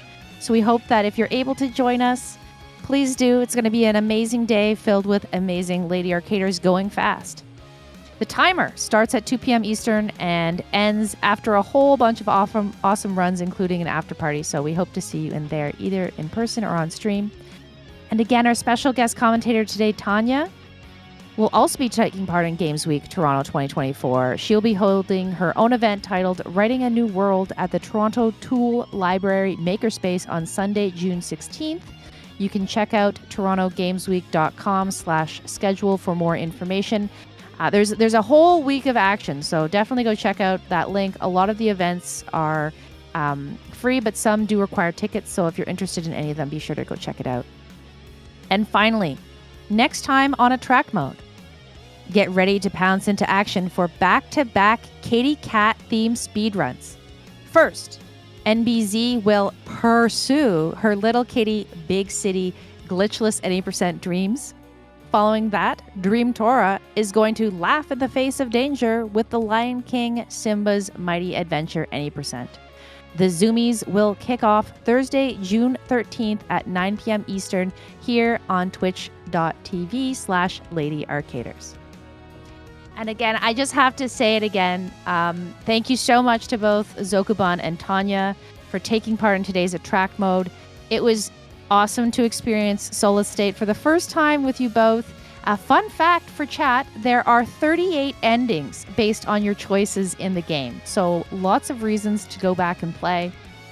And as always, thank you to you, chat, for being here to support. It wouldn't be the same without you. We are going to get ready to raid Nuclear, who is currently getting some practice in for Lady Arcaders Out of Bounds Toronto. So get your Lady Arcaders emos ready and let's send some positive energy her way. Thanks again, everyone. Take care.